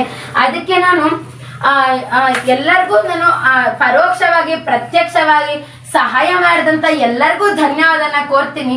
ಪ್ರತಿದಿನ ಸ್ವಾತಂತ್ರ್ಯ ಹೋರಾಟಗಾರನ ಒಮ್ಮೆ 1 ಕ್ಷಣವಾದ್ರೂ ನಾವು ಮನಸ್ಸಿನಲ್ಲಿ ನೆನೆಸ್ಕೊಳ್ತಾ ಅವ್ರ ತರ ಅವ್ರ ಥರನೇ ಆಗಕ್ಕಾಗೋದಿಲ್ಲ. ಅವ್ರ ಥರ 1% ಆಗೋಷ್ಟು ನಾವು ಪ್ರಯತ್ನ ಪಡಬಹುದು ಅಂತ ನನಗೆ ಅನ್ಸುತ್ತೆ. ಆ ಥರ ನಾವು ಮಾಡೋಣ ಅಂತ ಹೇಳ್ತಾ ನನ್ನ ಚಿಕ್ಕ ಮಾತಿಗೆ ಮುಕ್ತಾಯ ನೀಡ್ತಾ ಇದ್ದೀನಿ. ಧನ್ಯವಾದ. ಕೊನೆಗೆ